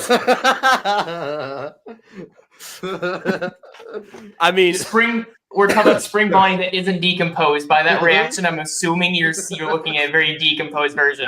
The one that doesn't have a bunch of holes in it. Hey, no, BB. If there's a hole, there's a goal. There's a lot of holes in Spring Trap, okay? I'm talking Spring Bonnie, right? Spring Bonnie looks relatively smooth. Oh, God. I'm talking about like the regular Spring Bonnie. I'm not talking Glitch Trap. Glitch Trap does not even have a physical body. No, okay? Glitch Trap's a computer program. Like Spring Bon. No one smooth like Spring Bon. Well, actually, Spring Bonnie, as like Glitch Trap, it is looking increasingly more like that is based on like a really early model of suit, but. But no, I'm talking about like regular animatronic Spring Bonnie. Cut and dry, basic bitch. I like Spring Bonnie. Would you get inside? No seasoning. Bonnie? Would you get inside Spring Bonnie? There's two ways to take that, given Spring Bonnie's history. I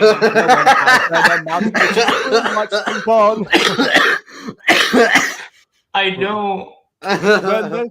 When there's no holes to see, there is actually Bond. Again, you can find the model in the files of Help Wanted, but just gets in Spring Bonnie and dies. But no, I'm not. I don't necessarily want to get. I believe this is a question for Aidan more so than for you, given what he's been saying. No. I don't necessarily want to hop inside of the suit as a whole and get punctured by a bunch of like exoskeleton parts. But yeah, she draws the line at being lightly scraped by a hook in the cheek. Aside from that, Well, I'm okay with other. nothing I just beyond don't that. want I just don't want permanent harm. That's Makes really sense. where my line is. Makes sense, yeah. To be included. To live in harmony. But one I never knew my father. I only wish I only wish I only wish I only wish I only wish I only wish I only wish I only wish for peace. I only wish I only wish I only wish I only wish I only wish to have a coat made out of toppings. Exactly, girl. Why would you do that?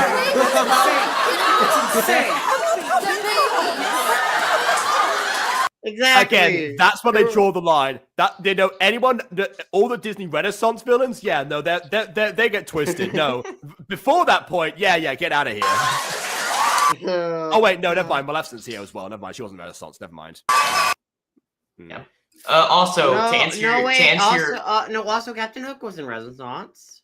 Captain Hook was pre-Renaissance because that's Peter Pan. Oh yeah, that's right. That was 1950s. You're right. Yeah. To answer your question, Bon, the suit mainly, but like in the sense of like the character, not just like an inanimate suit. I just like Spring Bonnie, like, and she has these very cute eyelashes too in FNAF World and everything. They are adorable. Yeah, there we go. I found the other comments. Yeah. Again, I didn't want to, I knew what was coming, so I wasn't going to put it on beforehand, but yes. It's an unfortunate situation. A poor, unfortunate situation. I don't know, it doesn't quite work. But you do have a choice. I mean, from your point, you did, but okay.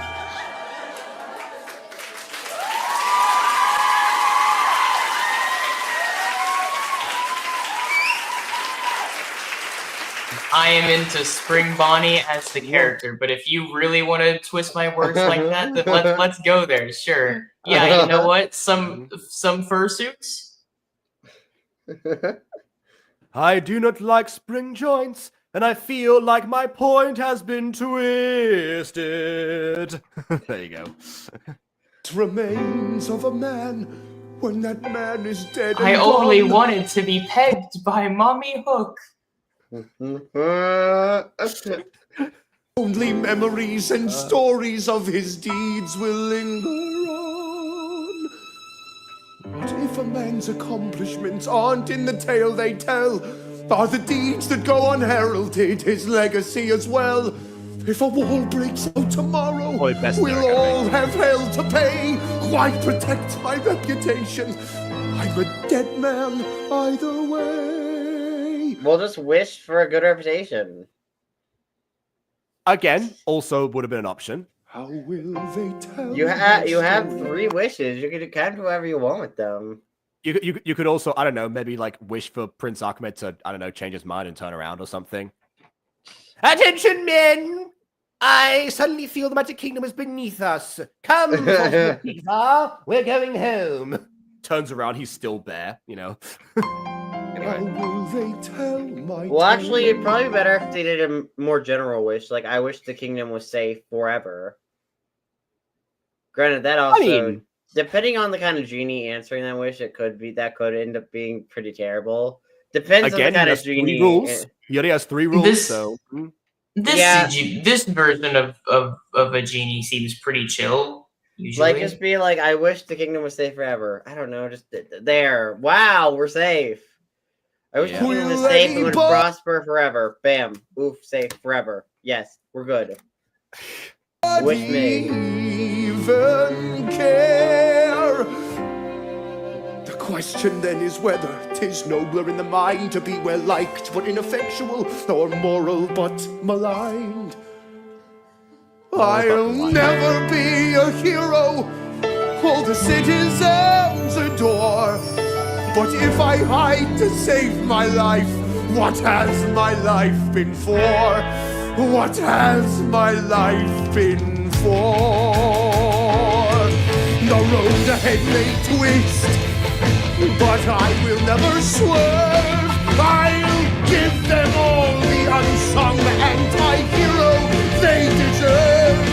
I've nothing left to lose, so the only path to choose is twisted. Let them twist my words, let the people scorn me. Who cares if no one will ever mourn me? Let them bury the side of the story they'll never learn. Let the truth be twisted, let my life be twisted. I'll be twisted. It's my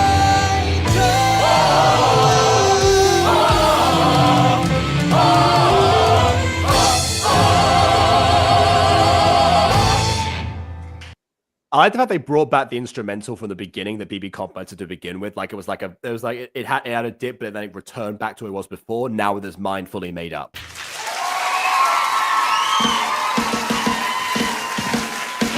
And now this thing again. Citizens of the Magic Kingdom, your armies have abandoned you. Have they? Did that happen? Did we see that happen? They're all dead, aren't they? Ahmed, We did not see that happen. The ruling class is corrupt, and we have come to put an end to your tyrannical rule. You will never end our tyrannical rule! What? Don't Again, say that. to compliment the princess again, she is the one who has stepped forward as that confronting Prince Ahmed directly. She wants to help in some way. Yeah, by saying they won't stop her tyrannical role. Okay, she's not effective about it, but again, we might not appreciate her ideas, any of them, but we appreciate that she has them, you see? Yeah. It is I, Prince Ahmed. He'll die to his guy at the beginning. They've abandoned this mortal That was the plane. entire army. No wonder they're so easy to invade. Prince Ahmed, I visited you last week. And you said his name earlier on, Princess. I swore vengeance. I brought my army to ravage your people. Oh! Which Jafar also told you about. Ooh, that's right. Didn't my tiger eat your ass? Oh. Tiger fucker! Tiger fucker! No! Your tiger did not eat or fuck my ass. It is I who will be doing the fucking today. Metaphorically speaking, I'm not Aladdin. That's right. Bring Ahmed his tiger and nobody gets hurt. Shut up!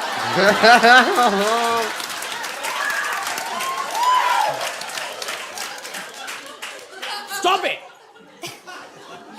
Oh, that was another callback to him going like, stop it! Stop it! Stop it! Oh wait, no, that hasn't happened yet, I don't think. Did we see that? I don't think we did. What is foreshadowing, but a callback from the past?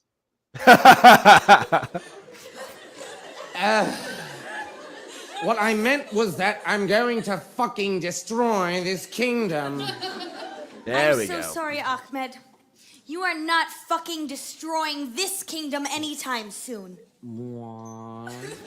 We have a great and powerful prince to protect us. One with an army far greater than yours. Impossible. It is said that he faced the galloping hordes. That's like 100 bad guys with swords. Oh no! There are only 99 of us! What are we going to do, Prince Ahmed? Okay, well, we said to watch Lauren's face, so we're going to watch Lauren's face. All right.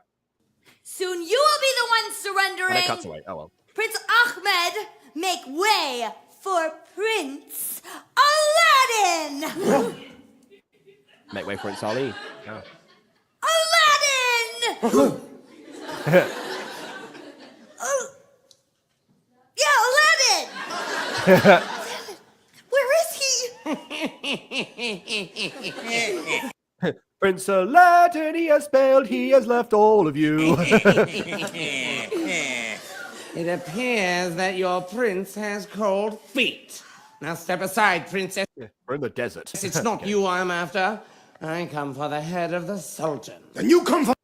I mean, even though the princess was the one who, sicked a tiger on you, you don't want her head? Okay, sure. my head, Ahmed! Jafar? Jafar. Jafar! What is the meaning Pull of back, this? there You you are go. not the Sultan. Yes, I am. I have been gifted power, Ahmed, and soon I will have the power to destroy your puny army. Impossible. Come forth, my Jinn, you all-powerful and terrible thing. You who can command the very stars and the moon. Come forth and serve your master.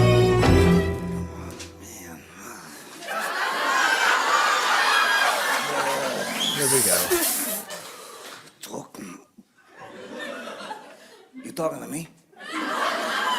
You talking to me? Yes, I am talking to you now. Get your ass over here.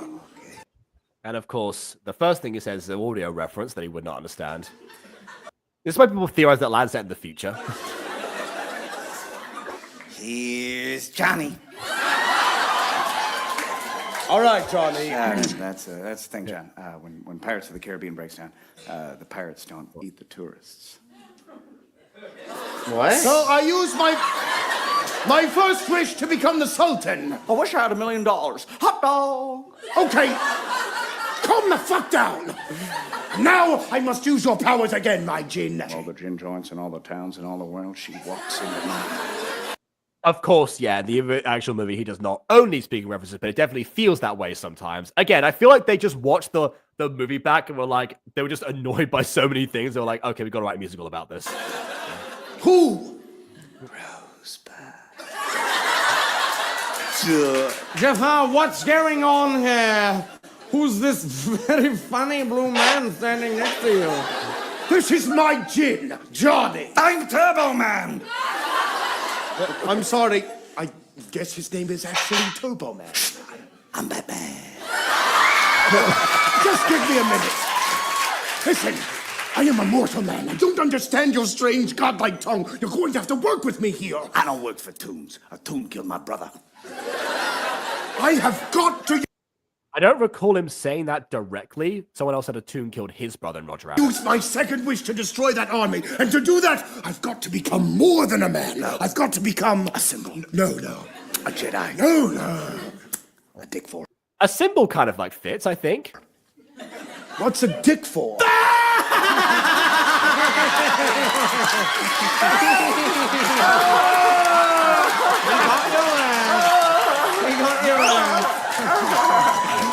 Well, there you go. No! I've got to become a sorcerer. Can you do that? Yeah. But you're gonna have to ask yourself one question. Do I feel lucky? What? That's another movie quote. I forget which Western it's from, but it's a famous Western quote. Yes, I do feel lucky. I've got a magic gin. But I think he might be a fucking moron. You're not wrong. Hey, don't look at me like I'm frickin' Frankenstein. What does this mean? There you go. Dirty What Harry are- was the one, which I'm pretty sure is where Dirty Dan comes from as a reference, by the way. You know, just one fun fact for BB. I'm for sure Dirty yeah. Dan. I'm Dirty Dan. No, I'm Dirty Dane. No, I'm Dirty Dan. No, I'm Dirty Dane. No, I'm Which one of you is the real Dirty Dan?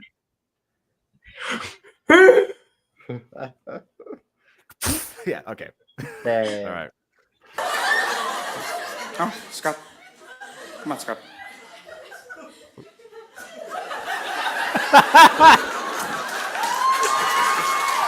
Get your... What really sells this is not like the quotes that Genie is making, but the reaction that Jafar is having. That's where the real comedy is coming in right now. Stinking paws off me, you damn dirty ape! Hey, Turbo Man! My fuse is about this long right now. Are you referencing something? Are you Yeah, exactly. Yes, come here. trying to make me laugh like some kind of work of fiction that I'm unaware of? I was not charmed by the song you sang when you came out of the lamp, and I am not charmed Which I guess you did off screen. Okay. by your crazy bullshit now. You either need to back me the fuck up Or shut the fuck up. Got it? You had me at hello. What? Good. Ahmed, are you still there? Yes. Prepare! Of course. All right. I make my second wish. I wish to become the most powerful sorcerer in the world. Swing. Here's the thing. If there were no existing powerful sorcerers, the Jin could technically give him like one spell and that would count. Which also, I wonder if like they're saying like Jin because they can't say genie. I theorized that in the first part, but I don't know if that's the case or not in this case. Well, I mean, Disney didn't. I don't think trademark the word genie, so no, it's probably not it. Okay, fair enough then. It's just that Jin is technically more accurate. The background music here. That's. Oh yeah, good point. I was thinking was it a callback, but no. Oh wow, another good freeze frame. It was at this moment they knew they messed up. Hey! Oh no, I'm doing it. Move. Oh no. Where are we going? Monkey, They're going home. the carpet. Where'd you? Forget him. See you in hell, monkey. See you in hell, princess. Oh man, I thought you actually cared about the monkey. Dang it. See you in hell, kingdom. Aladdin! I was looking all over for you. Megan's attacking. Where's your army? They're just lost right now. I'm gonna go meet them halfway, bring them back here, and then We don't have time for that. We're all gonna die. Right. And what's That's a good point. He never said he brought his army with him that one time. He just said he had them. the last thing you want to do before that happens? Take off your clothes. That's right. Have sex. Hurry, take off your clothes. I'm not gonna take off my clothes in the middle of a battle. Why not? No! Because I'll die? I'll get stabbed? Do you know how vulnerable I am without my clothes? I don't know. They're Incredible with her clothes as well. I don't know if you guys have ever seen Willy's Wonderland, but I don't know if you guys have ever seen Willy's Wonderland, but there is a death scene from some people who definitely made that mistake. I see. Well, all right then. Yeah, I guess in the heat of the moments, you know. My skin is melting. Oh wow, okay. Jin, where are you? That's overkill for Jafar. I thought he was gonna send him away. You come and fight me, Jafar. Fight me like a man, you cowardly snake. All right. He does turn to a snake in the movie, by the way. That's another reference. I'm tired of those mother effing snakes on this motherfucking train. Train? God. Train? It's a reference. Forces are... I know, but it was a plane, right? too great, even with... Yeah, it No, was I- alligators on a train in Gumball, but it would move with snakes on a plane, I'm pretty sure. all my power, I cannot defeat them. We'll have to take as many civilians as we can, move them to the palace, and retreat. In our moment of triumph, I think you overestimate their chances. Would you stop? And the music cuts out as well. Perfect, yeah. Oh, there's also snakes on a train? Oh, no, did they make several? Well, what's next? Snakes on the actual plane? I too would be sick of these mother effing snakes. Have you considered just wishing that the army would leave and never return? That's one thing I thought. Have you considered that? No. It's a simple wish. Mm-hmm. Which is another... Is that a Disney movie? Maybe not. I don't know. It's a Christmas movie. Acting like an asshole for 1 minute. Mrs. Robinson, you're trying to seduce me. What? Okay, The Graduates. okay. Just move that palace to the top of that fucking cliff. Over there!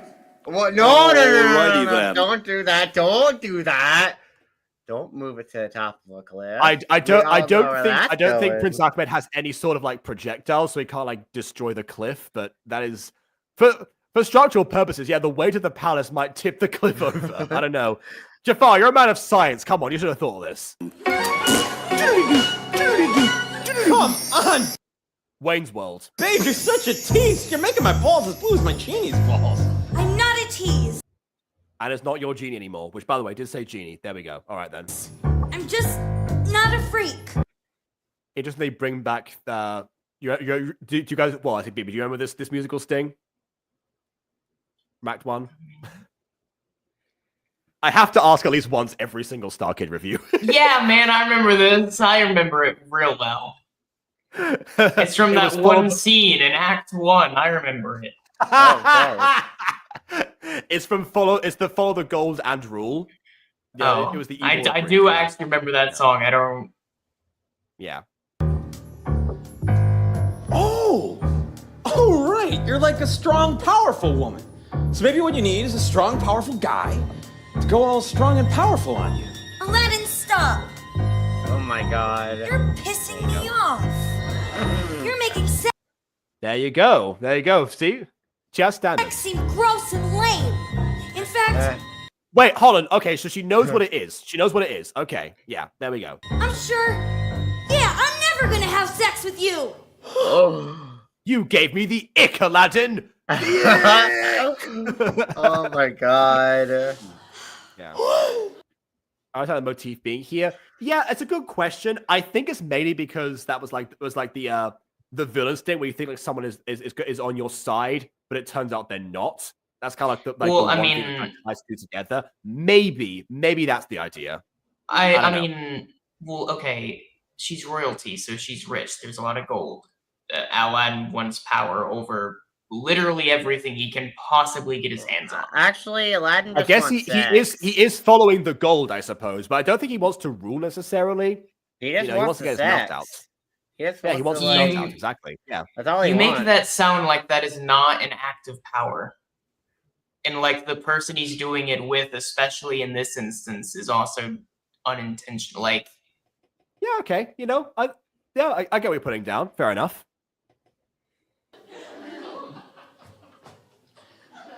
You can never say never, babe. Take off your clothes. Take off your clothes. No. Why isn't it working? What the hell is going on here? You got that, Aladdin? We're not a thing anymore, okay? We're just having our first fight. Maybe after some makeup sex. No. Ew. I thought you were mature for your age. Oh, you thought? You thought? She really isn't. Just like all the other 16-year-old princesses I've dated. Well, how many? There's a list. Yeah, I don't. Yeah, well, there's a list that he has dated, but I don't remember any other princesses specifically that he's referenced. But maybe there were. Maybe he's been to other kingdoms. I don't know.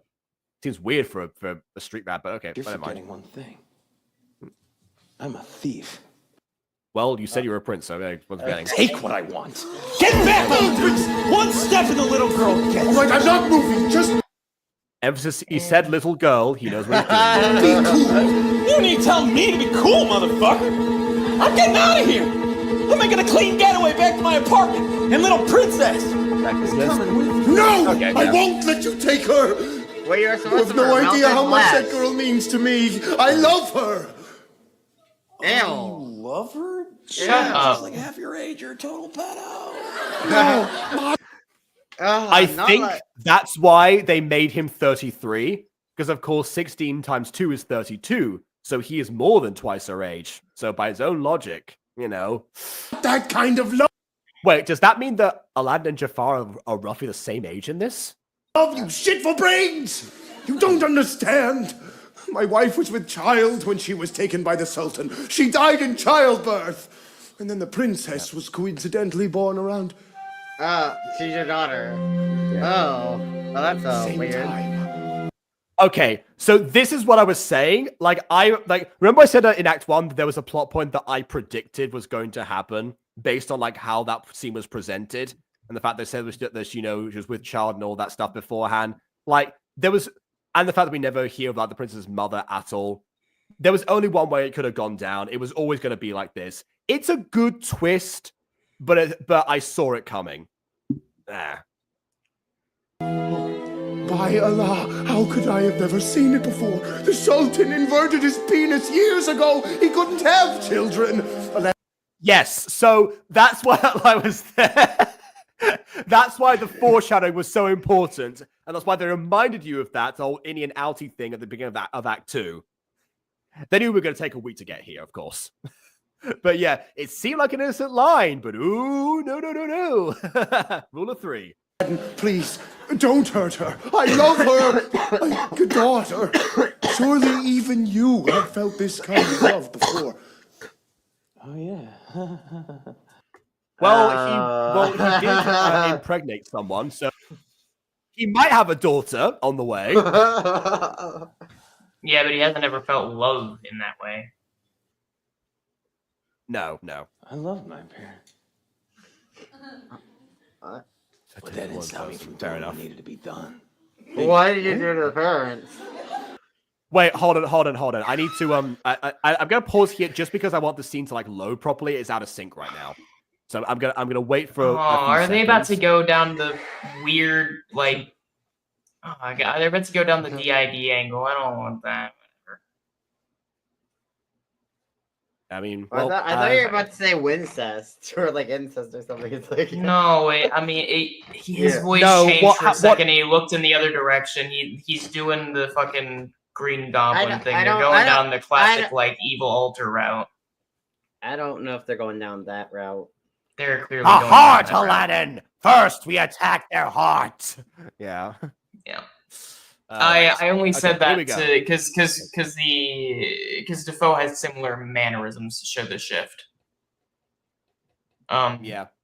Well, but no, if we're actually talking about like tropes, this is just the evil altar trope, which is not great rep. No, it's not. Yeah, I do. Remember me? You. Oh, never mind. They were going that direction. You're the guy who killed my parents. Oh. Where you been, man? In your reflection. Okay, I will say for the audience, they should have got the moment he said, "You're the guy who killed my parents. Where have you been?" That should have been the giveaway, not the "in your reflection" line. Fantastic face, by the way, from Jeff Blim, but still, like, come on, audience. This is like that one time the icons were trans joke in a thing before like everyone else did, or a trans arc, I suppose. It wasn't meant to be a joke, but everyone else laughed. No, because an altar is not the. Yes, the evil altar trope goes beyond just this point, but yes, in this case, both versions of both altars of Aladdin are definitely evil. Yeah, I'm not saying that this is anti-Aladdin. I'm saying this is an evil altar. Different thing. Like it's evil altar trope. Yeah.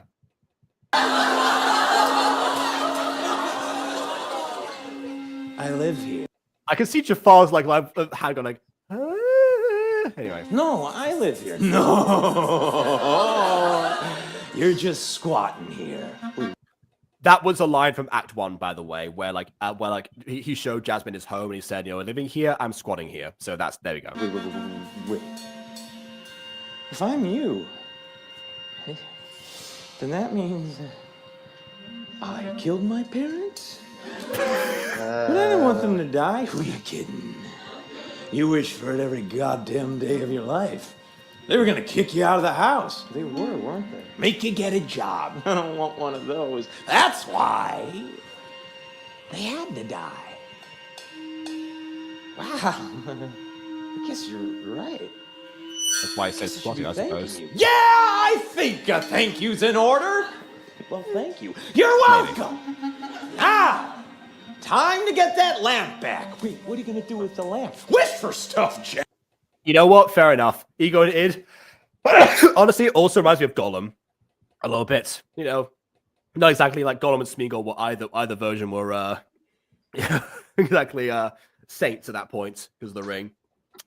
Jeff Blim scares me. Yeah. I mean, it's both scary and entertaining when it's appropriate to be so. Yeah. This is kind of like if Jim Carrey played the live-action Green Goblin. Honestly, wouldn't have been a bad choice. As an alternative to Defoe, obviously. Yeah. Kath? Like how you wish to be this prince. Pretty good idea, by the way. No, it wasn't. It was a terrible idea. No one fell for it. There are better ideas. Better wishes. Like what? I don't know. Mass genocide? But it's gonna be one hell of a ride. Okay, Jesus Christ, I don't know what's going on here. But you are in no position. That is one of the most famous lines in all of Starkid's history. I've seen it played over like so many things. To be handling that knife or this lamp. Back off! Listen to him, man. He'll kill you. Yeah, now you're getting it. See, I'm the one who deserves that lamp. Because I'm the best wisher. Because I'm the best wisher. That's the trick! You just really have to believe your own bullshit! Who else could have done it? And come this far? You? You know, believing your own BS kind of sounds a bit like dream a little harder. But yeah. You're an ugly old fart! You're right. You're right. I'm not the kind of person who can use the lamp. I don't believe in wishes. It takes someone who believes they can change the world to actually do it. Oh, are you gonna give it? But you do believe you could change the world. In fact, this whole time you've been working to change the world. Well, it is the kingdom. Yeah, someone like me. So why don't you hand that lamp over to someone who knows how to use it? I think I will. You're gonna give it to But if Jasmine. I give you the lamp, will you give me the princess? Sure, you can have this prude. I could wish for a slutty princess. Yeah, you should have made the trade afterwards. All right. Princess or a million. I could wish for anything.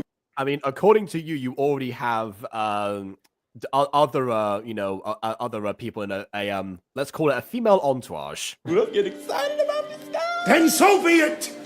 But first, I make my final wish. Jin, I wish to take your place as the wish granter. Do you hear that? You're free. I wish to be the all-powerful genie. Why would you do that wish? That's a horrible idea. Yeah, well, okay, he does it in the movie as well, but in the movie he gets tricked because like his own like, you know, like greed and like desire for power means that he actually wants to be the most powerful. He used to be the most powerful sorcerer before. Aladdin goes, oh yeah, well the genie's more powerful than you. It's like, well, I wish to be a powerful genie then. And then he got straight taking his place. In this version, he's essentially, you know, like changing his place. It just means that a different person will be granting Aladdin's wishes if he didn't do what he's going to do, you know, at this point. It's Groundhog Day! What? No! But you can't. Yeah, no, you just gave him the lamp, you fool! Free? I didn't get my last wish! Oh, come. Yeah, now you have think- 3 from I a new think- from a new genie. This was a terrible idea. I think the idea is that he doesn't. He said he's the wish granter and that the genie's free. I don't think he fully stopped to process that would make him captive. Yeah, which seems very out of character for this Jafar. But we're the stupid lamb. This isn't fair. Life is supposed to be fair. Yes! The power! The absolute power! Okay, I guess he gets a new lamp. That was not part of the wish, but sure, we'll go with that for reasons. Oh shit! The universe is mine to command, to control! And I am at your service, princess. Jafar! You can't choose who to serve. She's the only one there. Evidently, he can't. Devil guy! No, I'm just a djinn. Oh, why did you wish for that? Yeah, like why? Yeah, of all the things he could have done, yeah. Aidan was- This is why, like, honestly, in anything, giving like nearly unlimited power means that you're going to have to make the characters stupid enough to make the plot still happen. Even Dragon Ball has this problem, like to a huge degree. I don't know. I don't think this was that bad of a choice, honestly. I think there were like, better I ones. mean, He didn't know he was going to get a new lamp. He didn't specify that, so it could have easily backfired. In fact, in the Aladdin movie, he actually is bound to the exact same lamp as before, and he couldn't stop himself from like going inside of it. Right about one thing. My wishes were weak. But you... Sure, we know that's the consequence, though, because we've seen the movie. Yeah, well, he didn't know. Well, he didn't consider the idea of like what would happen. He didn't think about the implications, did he? Passion. And yes, your naivete. These give you power. I don't know about the naivete part, but sure. When I was your age, I thought I could accomplish anything She I ever believes her wanted. own bullshit. And more. Oh, but it's a new lamp in the movie. Okay, fair enough. Well, still, he's still got bound to a different one, and Aladdin definitely could have picked it up. But yeah, all right then. Wasn't the same like the turn black. Again, I haven't watched the movie in a long time. I remember that he couldn't stop himself from being trapped inside of one, and that was like the whole like trickery part. Yeah. I think in the movie it turns black, if I recall, but in this version, it's just a completely new lamp. Aladdin runs off with the old one. Yeah. But I didn't. Perhaps no one does. But you have to think you will, or you won't have the strength to try. And maybe you won't make any big changes, but a few little ones that pave the way for the next generation. That was his entire point. He was this person in the first place. He makes it sound like he had no like conviction beforehand anyway, but everything he's saying is something that he has lived by this entire time. And then they'll make small changes and leave it to the next and the next. It's a bit like a carousel of progress. Always spinning towards a great, big, beautiful tomorrow. And tomorrow theory, is just yes. a dream away. Oh, God. Yeah. Okay. What if tomorrow never comes? Yeah, I was about to say, in a carousel, you never reach the end. Did you hear that line? What if tomorrow never Yes, comes? I did. But What if tomorrow? Yeah. I got the reference. Yeah. Well, I mean, that wasn't deliberate, I don't think. But yeah. Even if it comes without us, without me. The lamp and the djinn must return to the Tiger Head Cave, but before I go, I can grant 3 wishes. I don't think I'm ready. You must be. This. Oh, okay. This is a difference. Before, was remember how she said at the beginning of Act 2 that she thought she was ready like right then, and Jafar was challenging that. Now she's actually thinking it through. I think there's like one thing in Harry Potter actually is that the idea of the people who least want power are the most deserving of it. So that was like part of like Dumbledore's whole thing. So like this idea of like, you know, now that she actually realized that now she might not be the best person, makes her the best person. I think that might be a similar idea. This is your kingdom now. What will I do without you to guide me? When I am lost, where will I turn? Just grab the fucking lamp. Yeah. You'll still Yeah, have the guidance. Well, yeah, he said they must return to the tiger in the cave. Although, then again, as far as he knows, she could just keep the lamp, but I don't know. Many doubts and fears inside me. Right, what I'm saying though, is she can go back to the cave and get the lamp again. I don't know if that resets or not. I think she would still have used her 3 wishes in theory. Child, I've so much to learn. You remind me of someone I knew long ago. You have her eyes. You have her heart. That's why I love you so. And that's how I know. Somewhere deep within you, like a tiny seed, waiting to grow into a flower. You have the power to lead.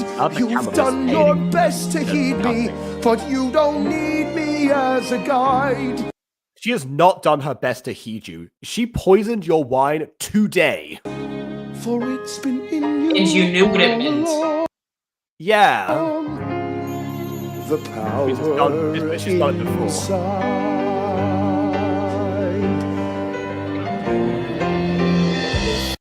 Also, this is a good point. He loses the lamp, but he doesn't get 3 wishes, and he gets it back only the 1, and that's why. Yeah. So, also good points. Yeah.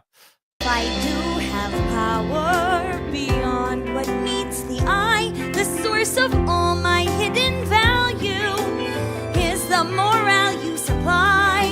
If I'm capable of greatness, it's not innateness, don't you see? You're the one who put it there. The power in me. I think what we're kind of missing for this is like maybe a scene where they actually properly connect rather than like just like, you know, confront each other about like their ideas. Maybe there's like that one scene from where like what we should do about with Prince Ahmed and whatnot. Oh, and Aidan's gone now. Okay. Well, he got the point. You know, he was here. Yeah. I think we need like maybe one more scene where they act of like genuine connection between them, rather than just like the back and forth they had, that existed to make this kind of like work better than it does. It's still an emotional song, don't get me wrong, but it feels like it's missing that portion. The context. Do not be fooled by appearances, for though it may seem small, the power to love one another is the greatest power of all. There is something to like not be fooled by appearances coming from the princess as well, because like I've said, I made a point to like highlight her positive traits aside from just the general naivete we got from Act 1, where we barely saw any of that really happen. Yeah, there were little hints of like, okay, now I know the vision that he sees for her, and that's justified. What she sees for him, I don't know. It's here and there. This reminds me of Brother Bear, which shout out to Brother Bear. If you guys haven't seen those movies, great. I've seen the first one, another Disney one, I think, right? It might be Disney. Brother Bear, Disney. Do they? I know. What were you trying to say about it? Yeah, it's a Disney. There we go. Okay, yeah, continue. Yeah, no, that was it. If you guys haven't seen it, then I recommend it. Because I saw this and I was like, oh, that reminds me of Brother Bear. Yeah. Where life leads us, we'll never be apart. Through thick and thin, Success or ruin, I'll carry you in my heart, and I will treasure forever what the world will never see. You can wish for the world to see it, you fools. You are kind, and that's enough. you're a diamond in the rough. I do like the way that her voice like kind of like warbles there. Again, like based on like the princess voice. And you are the power in me. The slight going of the hand, very nice. The power in me. Now, princess, what do you wish of me?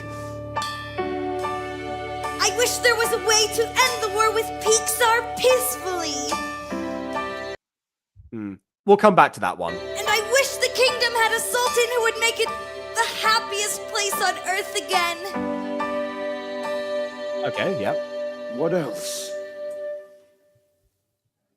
I wish you didn't have to go when our story's just begun. Sorry, princess. There are a couple provisos, a few quid pro quos.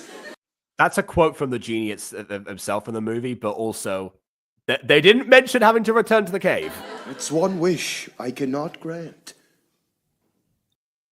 Also we can't resurrect the dead. Yeah. Then I wish you every happiness. It is done. That's nice gesture at the end there. I guess he can fly off with the lamp instead of. All right, yeah, okay. Princess, there you are! What is it? It's your father. Oh, God. We went in to give him his daily pleasurings, and we found him dead. In his cold, dead hand, we found this declaration. Apparently, his last act as Sultan was signing it. From this moment... That implies that he was, like, possessed in order to do so. Like, suddenly I'm compelled. Oh, my heart! Take off your clothes. My heart? the last proclamation. Everyone must take off their clothes. Forth, the princess shall be the majority stockholder and sole ruler of the kingdom. Princess, it's a miracle. What? Fun fact. A female sultan was known as a sultana. Ahmed's artillery just blew open a secret vault in the palace containing the lost treasure of Ali Baba. There we go. Okay. Here it is, men. That's why I was going to bring it back. Like, what would be the way to do this? I thought I forgot they blew a hole and found the lost treasure, and that was why the wish there. Okay, fair enough. Am I acting uncharacteristically to myself? I don't think you are. I don't know. I feel like this is pretty casual. I would say so. I don't know. A throne room. I'm sorry, Ahmed. You are not destroying this kingdom anytime soon. Wanna bet? No, I want to buy. For my first act as Sultan, I'm going to purchase the entirety of Pixar in the name of the Magic Kingdom. Wow, I wonder what that's a reference to. Truly, thinly veiled. Look at the one concubine on the side that's like, Normally that's Jamie Lynn Beatty's thing, like making possessed faces at this stage. Are you being ridiculous with me right now, princess? Buy Pixar? We are a proud and noble people, very protective of our name and brand. I could never sell Pixar for any amount of money. Captain, how much was Alibaba's treasure? It was more money than I'd ever seen, but I was able to count it. 7.4 billion drachma. I assume 7.4 billion was the deal what Disney had with Pixar. Almost but also, certainly. Yeah, but also, how did he count to 7.4 billion so quickly? So! Okay, one issue with this is that in Act 1, the conversation that 7.4 billion. Yeah, the conversation between Ahmed and Jafar kind of implies they already had their deal. Maybe that was a thing before. Maybe Disney and Pixar like a deal on marketing before they officially purchased them, and that was why that was a thing, because like that was the whole thing of like, you know, we make the goods, we distribute them, you take the credit for them. Like that was like a whole thing, which kind of seemed like they were already in some like, you know, that deal in the first place. Maybe not. Maybe I need to look into the Disney Pixar history, honestly. And a pleasure doing business with you, princess. But there is one condition. You must bring in new administrators from your land, men with good ideas to help us rebuild. Well, that can be arranged. We'll set you on the right track. But you must respect our traditions and our heritage. Please, return our kingdom to its commitment to You must change devotion your and to entire duty. staff, but You be sure to respect our traditions. Well, that's Disney for you. must bring back the 2Ds.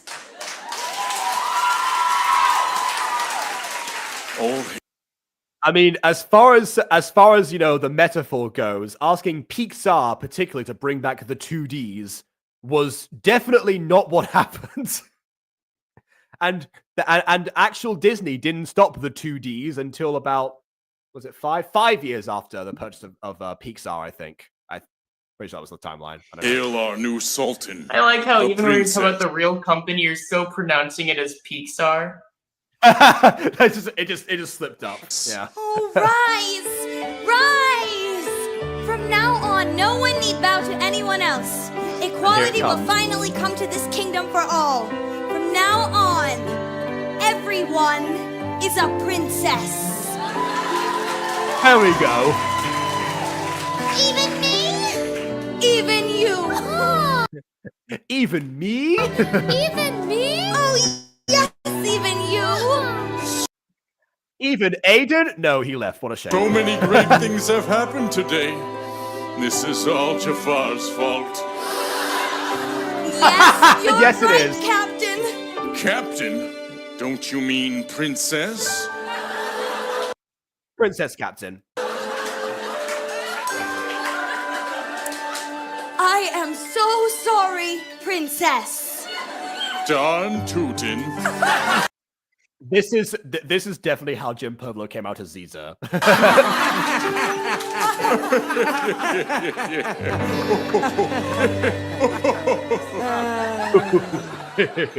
Wait, what happened to Jafar? And they all lived happily ever after. This is the life of a... Yeah, again, compared to Wicked, everyone lived happily ever after once the witch was dead. Supposedly, we don't see. Yeah, I don't know. Minus the sequel books. Anyway. Jin. Phenomenal cosmic powers. Shitty living space. That was also an Act 1 quote, I think. By the way, speaking of Unus Annus, that black and white like hoodie you've got on is actually reminds me of that. So ends the untold story of a royal vizier. The tagline of the play. Funny. Yeah.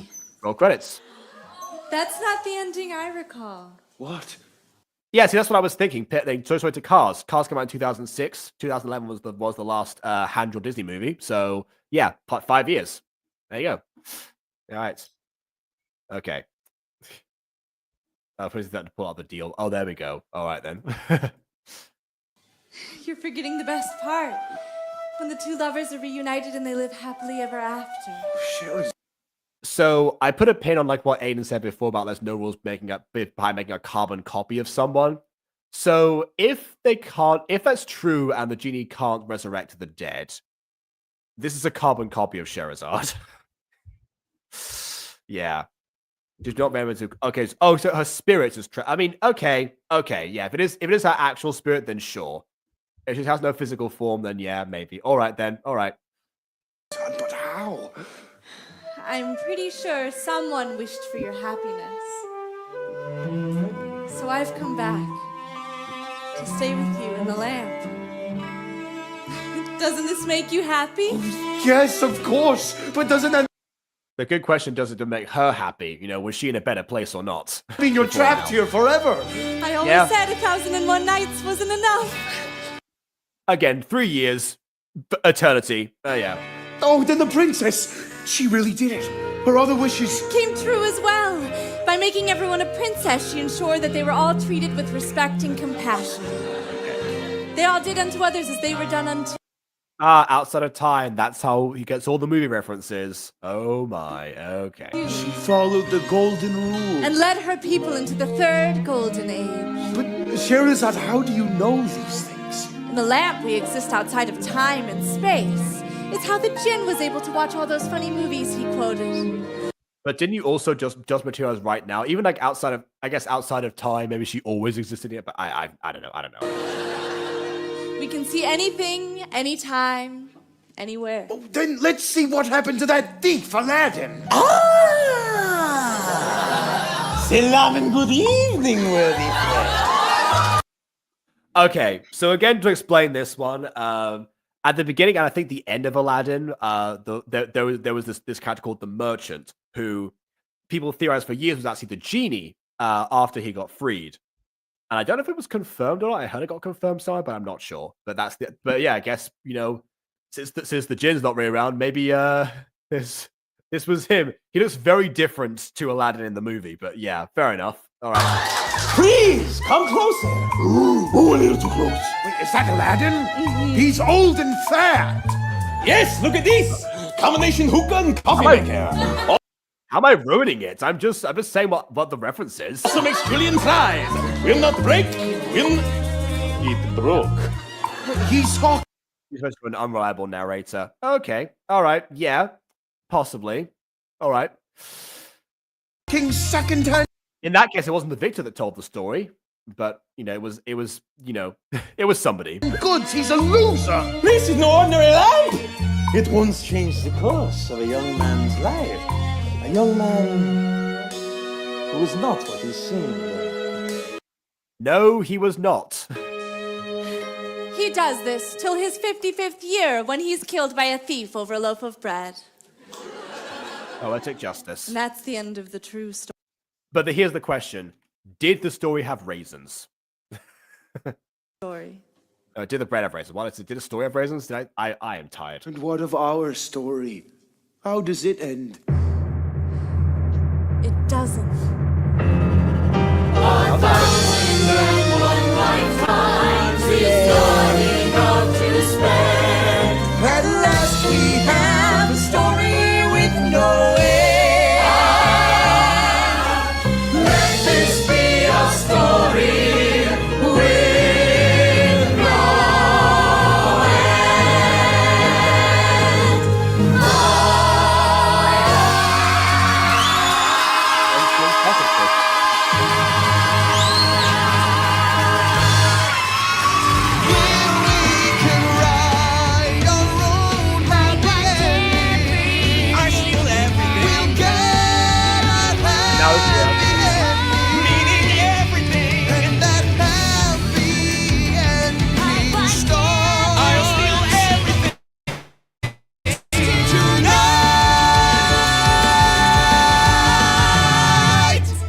Did you look?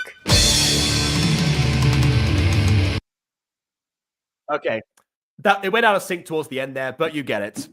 Now you see why this started my favorite era of Starkid. It had because it had the laughs and it had the drama. For me, this is the perfect marriage of like the two things that they sort of like did too much of one maybe and too much of the other later. But then this was like there we go. The pop version of that. All right, how oddly specific in that. Yeah, oh, right, there we go. The end credits has a pop song. Okay, fine. We'll play the end credits then. I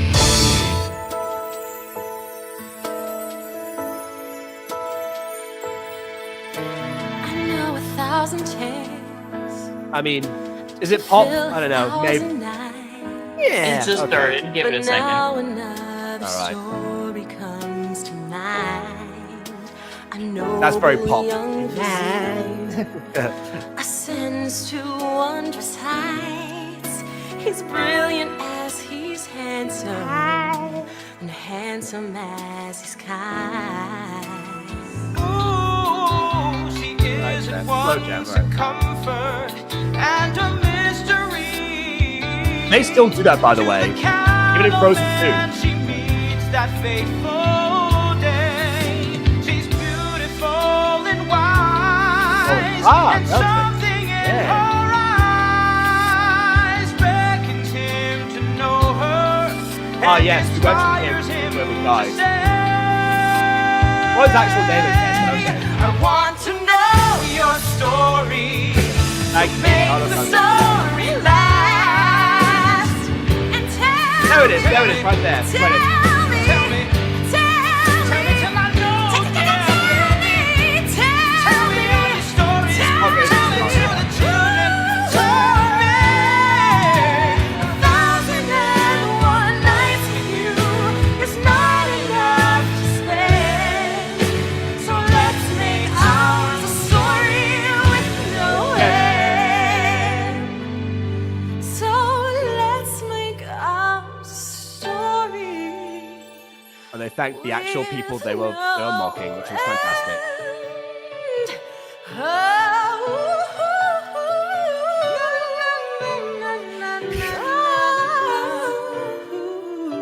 They're just trying to outdo each other now.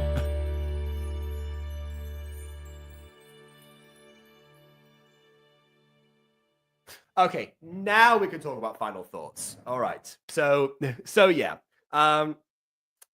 Again, with any story that requires wishes, it always falls apart to some degree. But again, I feel like this is what Wicked could have been. I watched this for the first time after I watched Wicked, like a few years after. So yeah, it's that might be why. But again, to my memory, it becomes more of a case of like, okay, we need like a convenient scapegoat, and that was kind of mostly it. And I was like, but yeah, I mean, Jafar didn't have too much time to doom his reputation permanently as far as people were concerned, because obviously Jasmine would overturn that, because of course she would. Or sorry, the princess would overturn it, of course she would. But yeah, that moment of him making that choice. Okay, the peaks and valleys of that song I get, but also just the idea of the person the victor writing the story. They already kind of cemented that, and the way that they do the twisting in that case, I don't know. I guess maybe the merchant kind of makes up for that in terms of the unreliable narrator. If every Disney story had an unreliable narrator, maybe that's why it'd be going apart. Then again, the story of both Wicked and Twisted both rely on the idea of there being two sides to every story. I think they said that something similar towards the very beginning. I could be wrong there, but yeah. So it lost itself in a few places on a logical level, especially when Jafar was concerned, and it was entirely logic based. But I mean, he was the perfect straight man in this case. The absurdity was what was more straight than most Starkid characters seem to be.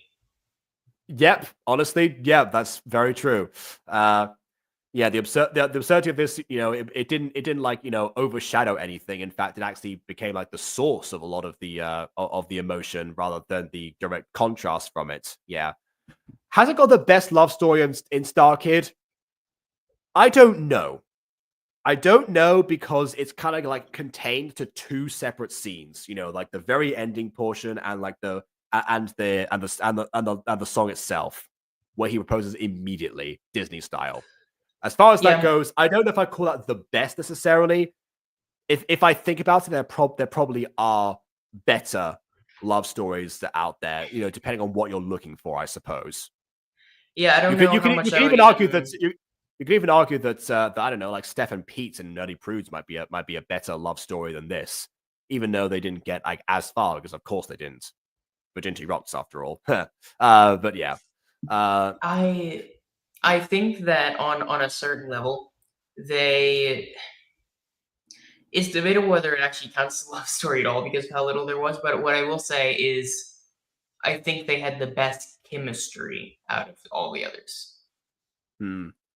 Yeah, I will say later on we will get to see Jeff Blim and Rachel Sogolin get to actually, you know, experience like proper like to portray actual proper chemistry and romance. Honestly, another great Starkid love story in general.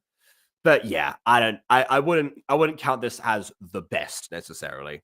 But then again, my opinion definitely deviates from the norm when it comes to a lot of this stuff. So who knows? It's definitely the most wholesome one and the one that doesn't like have as many like problems to it, but that might also be to its detriment to some degree because like some people like want to see like that particular struggle or maybe not. I don't know. It's the most clean cuts for sure, and possibly the most tragic one based on like how it was cut short and the implied time that they spent together. You know. But hey, they got more than 1,001 nights now, so I guess it did in fact work out in the end for them. So there is that. There is that. Probably like so far, if we go like by the timeline of Starkid, it probably was the best when it came out, I think. I would say, yeah, probably. But moving forward from this point, not so much. But we will get there. We will get there at some point. So yeah. I think that's that for right now. But I have one final thing, you know, one final request of all of you before we leave. And it's as simple as the 1, 2, 3, 4 follow for more reviews. For there's one simple fact. Borrow distractions, we do interactions with everyone in chat. Follow for more reviews. That's what we'd ask of you. What's viewed in the millions now has our opinions, for that's what we like to do. There's humor, shock, and anecdote, even if they seem forced, and observations that we note. So the vids are often paused. Follow for more reviews if that is what you seek. We love to have you on the scene, although it's things you've often seen. We'll see you here next week.